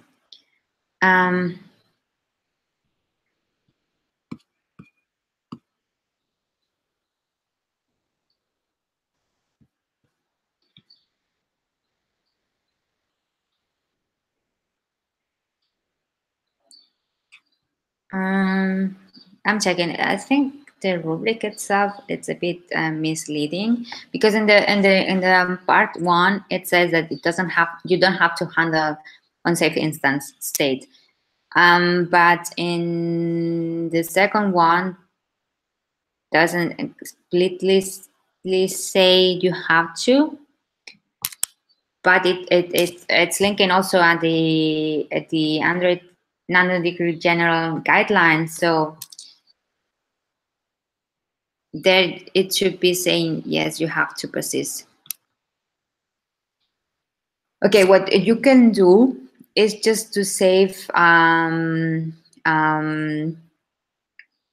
your in the details activity, you have information from the movie, you have the information from reviews and the trailers. For the trailers and the reviews would be easy. If you are just having, for example, reviews, you have author and description. And for trailers, you might have only the key for the YouTube site, and the site, so like different objects.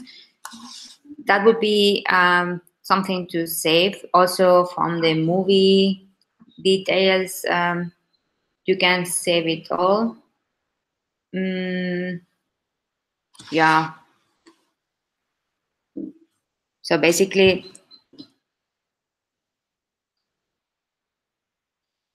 okay, I see that you included more information when I wasn't looking. Okay, so you got a rejected the project first. It's with the message it's required to fully persist the app, including scroll state, list item positions. Um,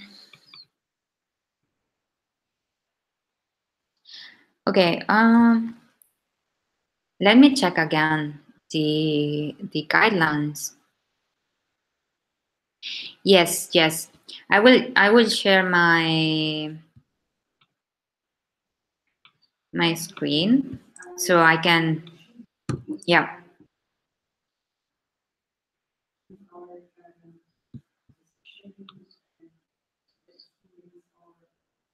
can, yeah.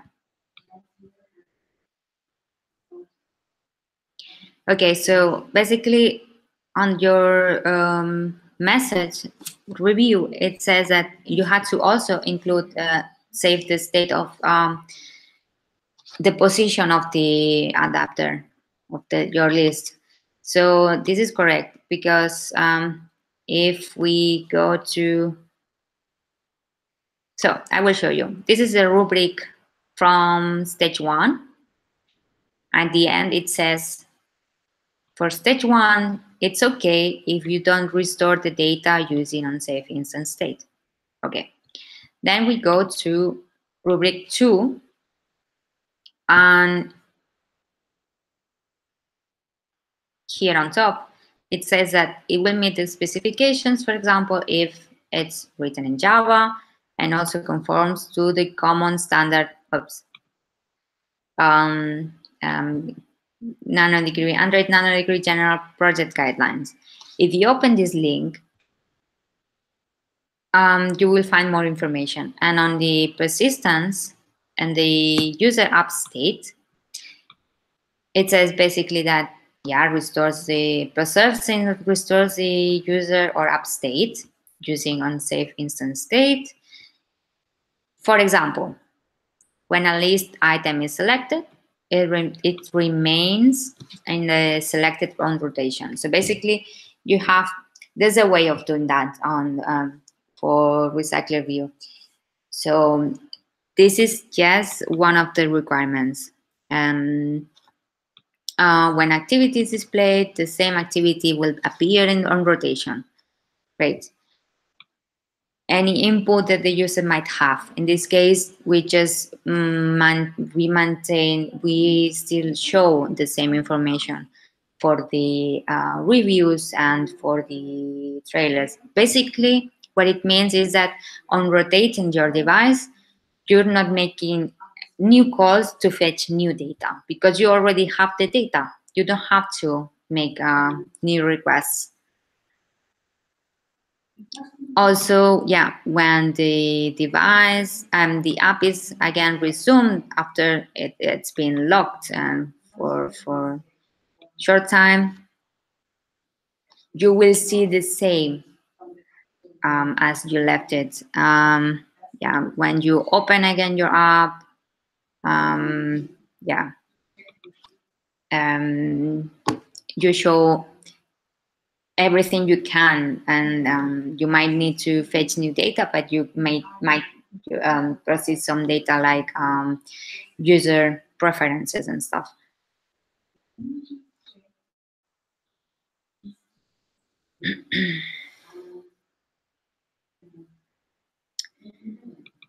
Does that answer the question, Juan Antonio? So as far as I see is that you are almost there. That you're very close. That you're not fully persisting, but you are persisting things already. So basically, just need to include the position of the adapter, yes, and the detail screen. You can also store that info instead of making the calls again. You can just use unsafe data to unsafe instance state to save the information, and yeah, it will be just loaded again when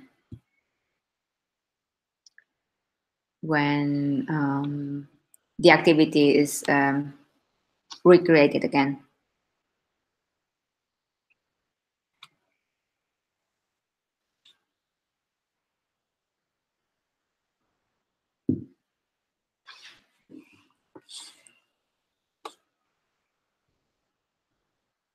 Yeah, well, right now they only want you to use unsafe instant state, so you learn how to persist data easily for a screen on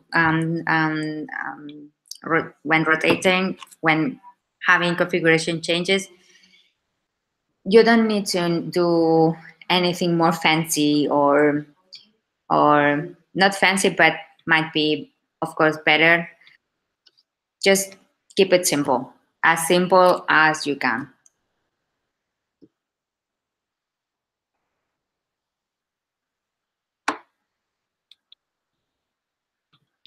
So I will look for other more questions if we have. How many students? We have less students than yesterday. Just ask questions, please. We are going to be live for 20 minutes more, and that will be it.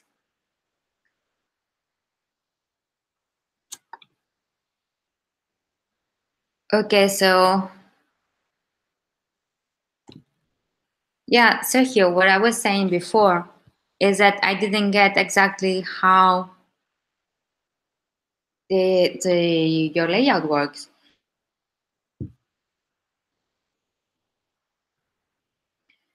So what you have, as I've seen here, is some um, the poster, and on top you have it in how do you say? Mm, so you have the poster and you have this gray area where you have different views inside. Not area, but could be another layout that you're like moving. And for me, it seems you have a bottom sheet from Android, which changes can be moved and dragged and then maybe go to the bottom and then on top. That's what I think you have. I'm not sure. And if the question is why when you open the screen is not, this gray area is not on top, but once you open the screen, first is in the middle and then goes up, it may be because it's either the default behavior of the component you are implemented here, or because actually this gray area is not fully loaded when you open the screen, because you have data like reviews, you have two recycler reviews, like you say. So this data has to load. It doesn't have time to load, and once it's there, the layout takes more space because there's more information. That's what I get.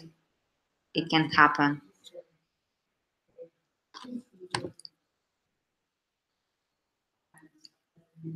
Let me know if that answers the question, um, and if I got also the idea of your layout correctly.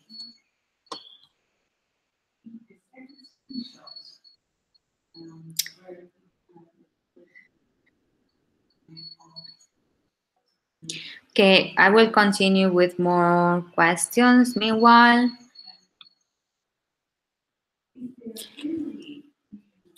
Okay, from Lucas. Um, why, if I put the scroll view as parent and it needs put another scroll view, will not always work? Okay, yeah, cool. It only works if data above scroll view child fits screen, but yeah.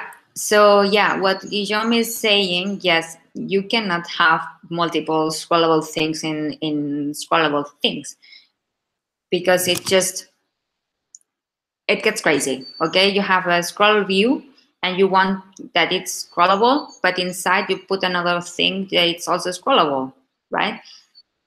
I think if you try maybe with emulator might not work. Maybe with a device will work, or the other um, way around. But yes, as Guillaume says, either use nested scroll view or remove one scroll view and use one.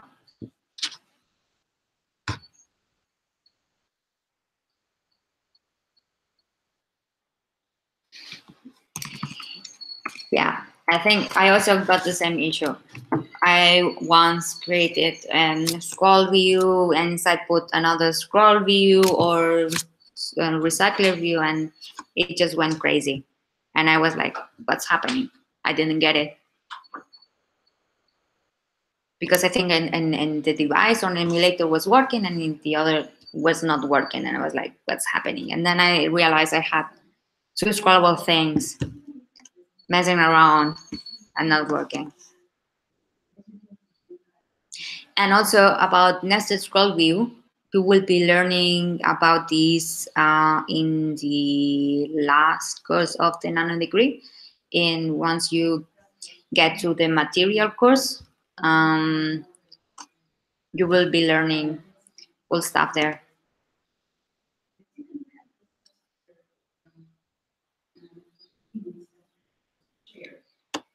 Any more questions? We still have 15 minutes, I think.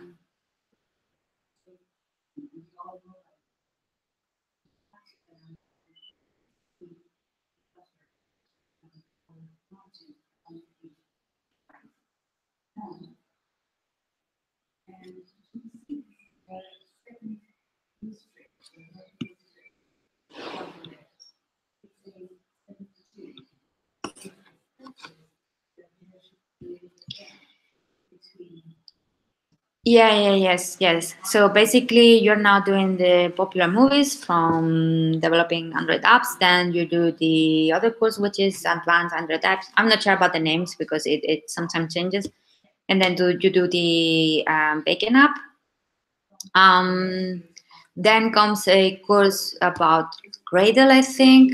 I'm talking about when I did it last year. So that's how it was. And we did another project which is Build It Bigger, I think it's called, for the Gradle, to understand Gradle, how it works. Then you do the course about material design, and you create an app which is material. And then comes the capstone project. I don't know how it's called, but basically, yes, they give you some ideas. So you always have some ideas you can use and to create an app, but also you can come up with your own ideas. And yeah. And no, you cannot make an app with a single screen saying hello world, because it won't be complying the requirements. There are lots of requirements, and you are going to submit first your idea. You will get feedback, and then you will start implementing your app. So yeah, next question from Daniel. I have this in main activity, but last item of the recycler view hide behind the bottom navigation view. Okay, so you have the bottom navigation view, and the thing is, the frame layout is also getting to the bottom navigation view. So you have to constrain the views itself. Let me check the bottom navigation. I used it once.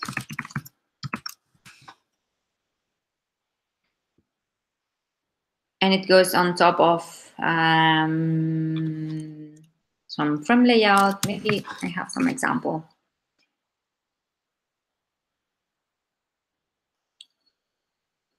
Yeah. Let me check.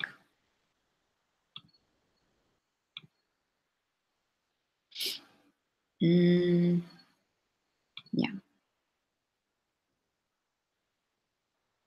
No.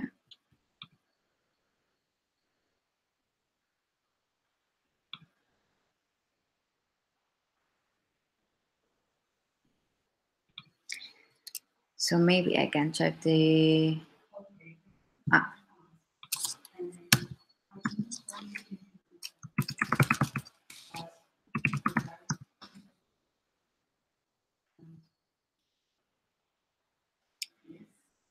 okay, yeah. I have an example of, I can just, you pasted already the XML. Okay, so you have a sorry, I didn't see it. You have a relative layout. Inside the relative layout, you have a frame layout and a bottom navigation view.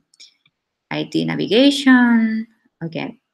And inside the frame layout, you have the recycler view, progress bar, blah. And the bottom navigation view takes wrap parent, align to bottom, yeah. Okay, so don't you see, okay, Daniel, I will share quickly my screen.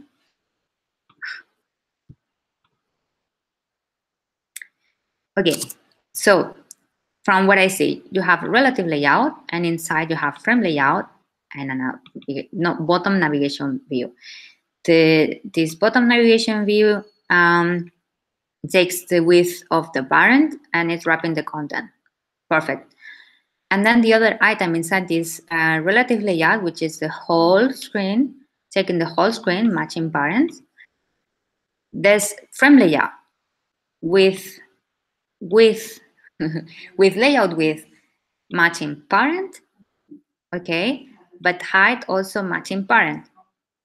So you have to set some constraint or making relative one to each other. Otherwise, this will be always taking the full screen, and then on top, you will be having the bottom navigation.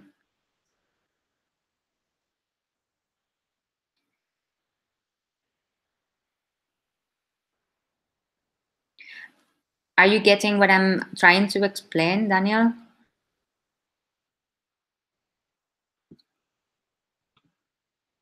Okay, Daniel. I see that your snippet has title sin título, so you speak Spanish, and you, at least I have to pronounce it, Daniel.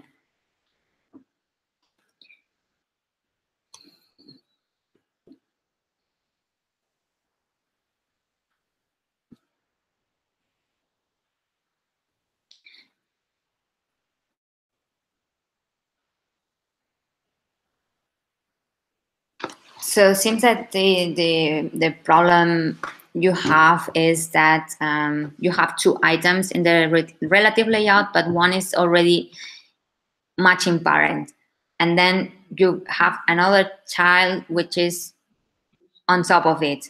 That's why the some item in the recycler view is not being shown. Oh, okay. Let me check if I can quickly. Well, I'm not sure if I have time to run an emulator to do that. Depends on the questions.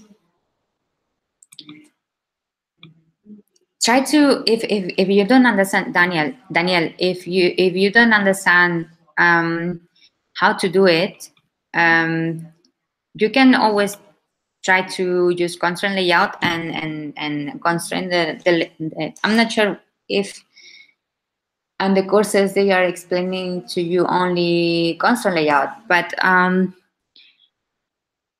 otherwise I can just quickly create a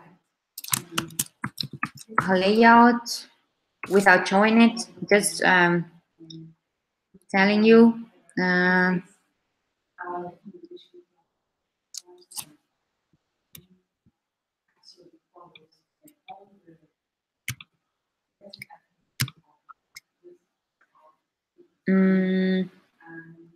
layout, I will copy paste your layout.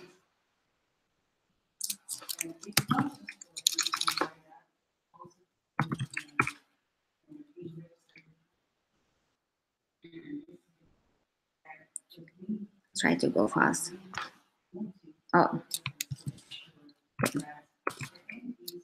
because we don't have much time.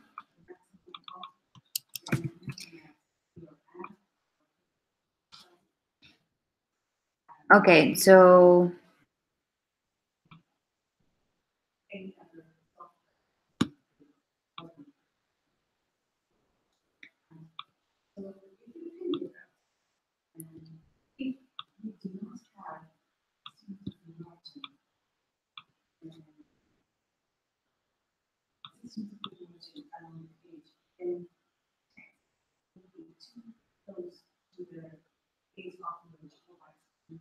I will quickly share my screen. My laptop is getting slow. So, yeah, forget about this.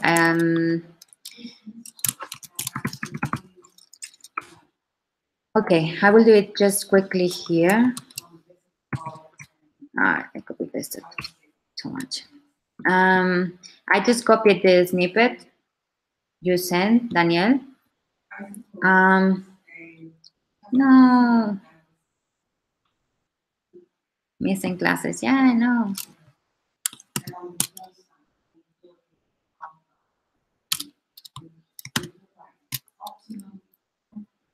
Can you just compile, please?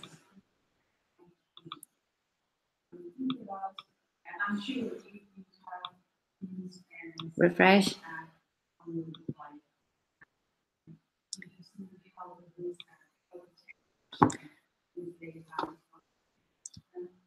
Oh yeah, I need to also add this.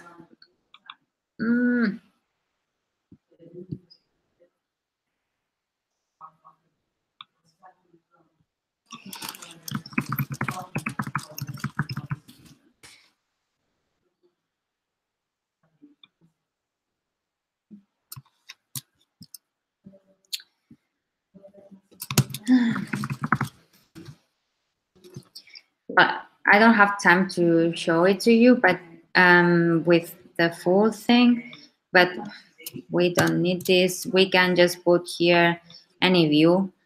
It would be fine.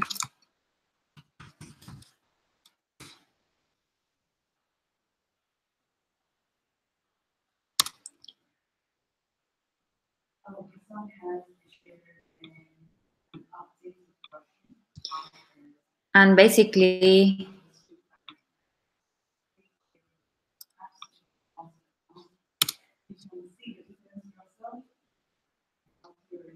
yeah, let's just put some whatever. This is matching parent, and basically you have a relative layout with matching parent frame layout and also another view, which is somewhere. Let's put something so we can see something. What do I have? Yes. So basically, as you see, we have, doesn't matter if it doesn't go, but we see something. We have this view, but the frame layout is also taking the whole space, right? So we don't want to match parent, but we wanted to be positioned like aligned to somewhere, and we can, yeah, not compiling now, but it's fine. Because there are some things that are not missing, not in the main activity from the demo from previous. What we want to do is to align the bottom of the frame layout to the line button. Yeah, to not, let's do something. Background, Android, color, blue. Okay. So we see what I'm talking about. Let's see. Visibility gone. Okay. Frame layout, it's taken the whole. If I'm showing the image view is on top. What we want to do is to align this, not take the whole screen, but align the bottom with the navigation. I don't remember with much parent. Can we do this now? And wrap content, I'm not sure now. This is worth great.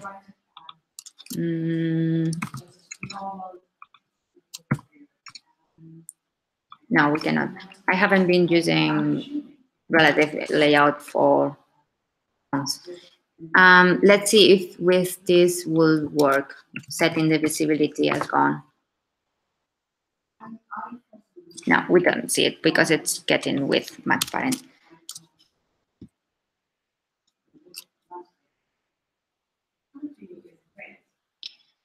So align bottom parent. No. Just let me Google.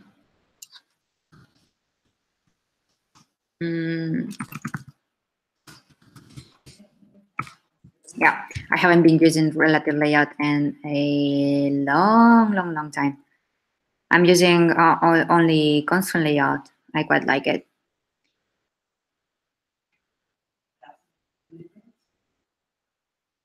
Oh yeah. So we can layout. We could say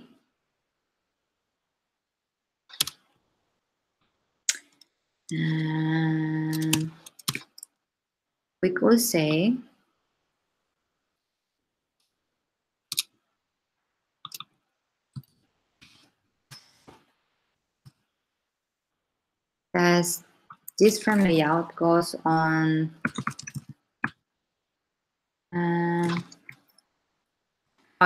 One is below and the other one should be on top.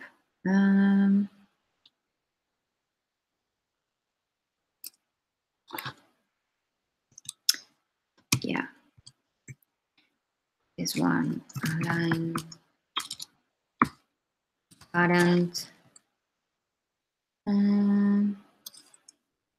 bottom. Can we do that? And below.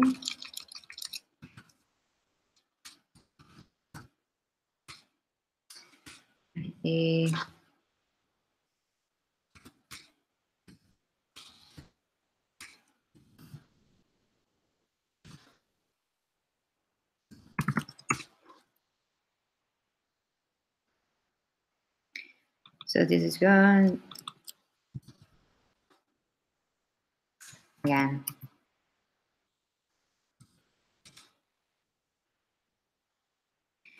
Yeah, I need to check because I'm not sure right now. I haven't been using relative layout also for a long while. And relative layout is checking the whole parents. Frame layout should be on top of the bottom navigation. Let me just quickly look for my example.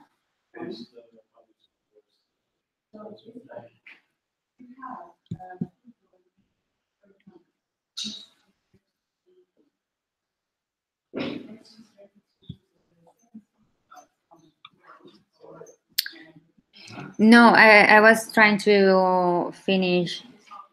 So basically, because I was saying, we are still in streaming. I was yeah. I was sharing my screen. Basically, Daniel has an issue, which basically is he's using relative layout and has two children. Has a frame layout taking the whole space, and then a bottom navigation view, which will be on top. Okay, and I was sharing trying to fix it. Yeah, because the bottom navigation is not visible on the screen, right? Exactly. So when did you put the height to it's not what's going on the frame layout? Let me quickly share the screen. So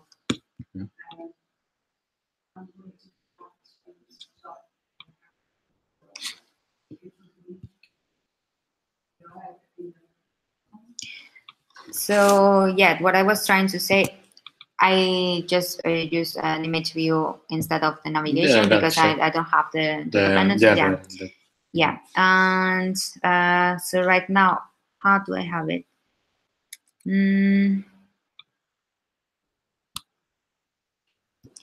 Just let me quick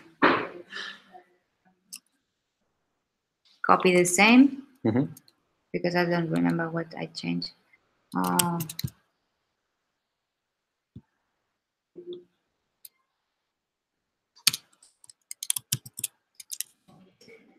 Oh, come on.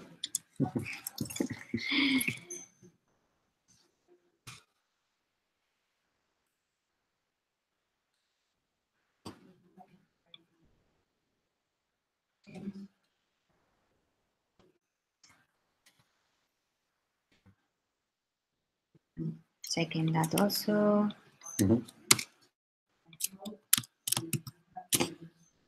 Okay. And the frame layout was basically, taking the whole space.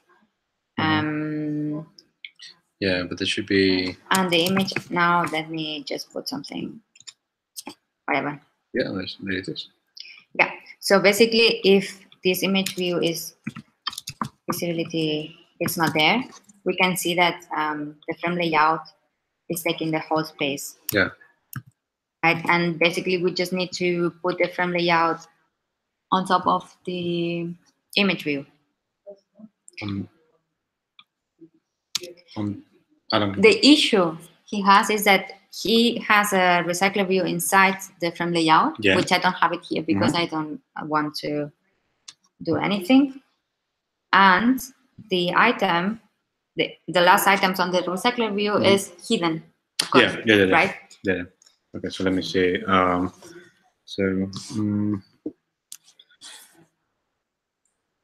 Yeah, you can give some padding down, but that's ugly.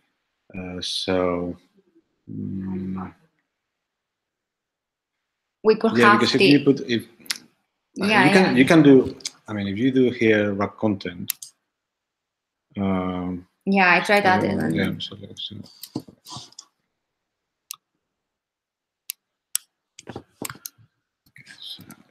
put this in here.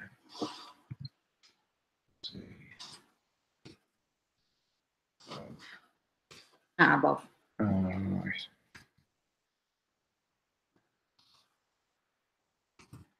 There's no, navigation. Put navigation as an ID.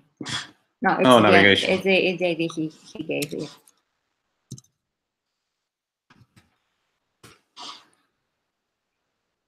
It was above. Somehow I was looking for top, and I was looking at the documentation. I couldn't find which was. So with that, this frame layout is. Can we see the blueprint? The simplest blueprint. So the image view is there. I think that should be okay. But it's not highlighting. It's not highlighting, yeah. No. Yeah. Now it's on top. It's just layout above. Yeah, that's it. Yeah. So basically, I was looking and to the documentation the only thing is and I was like, I see layout above, below. In order to be able to put it above, you need to have defined that view first, and then it means that I have put the frame layout in the code. Yes, on the other. Yeah. You can do the ID on the resources, and then it will be referenced. But sometimes it's easier to do like this. So even though that you want them to be like this, in the code they are like this. So this is above this one. It's like a bit awkward sometimes. But that should be okay. So basically, I was also looking at the documentation because I don't remember with relative layout. I'm also using only console layout now. Okay. And I saw the below, and I was like, I need the opposite. And I was like, trying on attributes. Top. Good. No, I don't. How's the word? Good. No worries. So I think we are done now. We need to leave. Okay. Yeah. So thank you very much for joining. We hope that it has been fulfilling and helpful. And let us know how it goes if you pass your projects, if you get submissions. Yeah, and always if you have questions, more questions, always ask in the channels. Yeah. So we need to leave. We need to rest and have some lunch as well. And we have been doing this for long hours this week. It has been intense. So thank you very much, everyone. Yeah, thank you take so care much. and see you soon.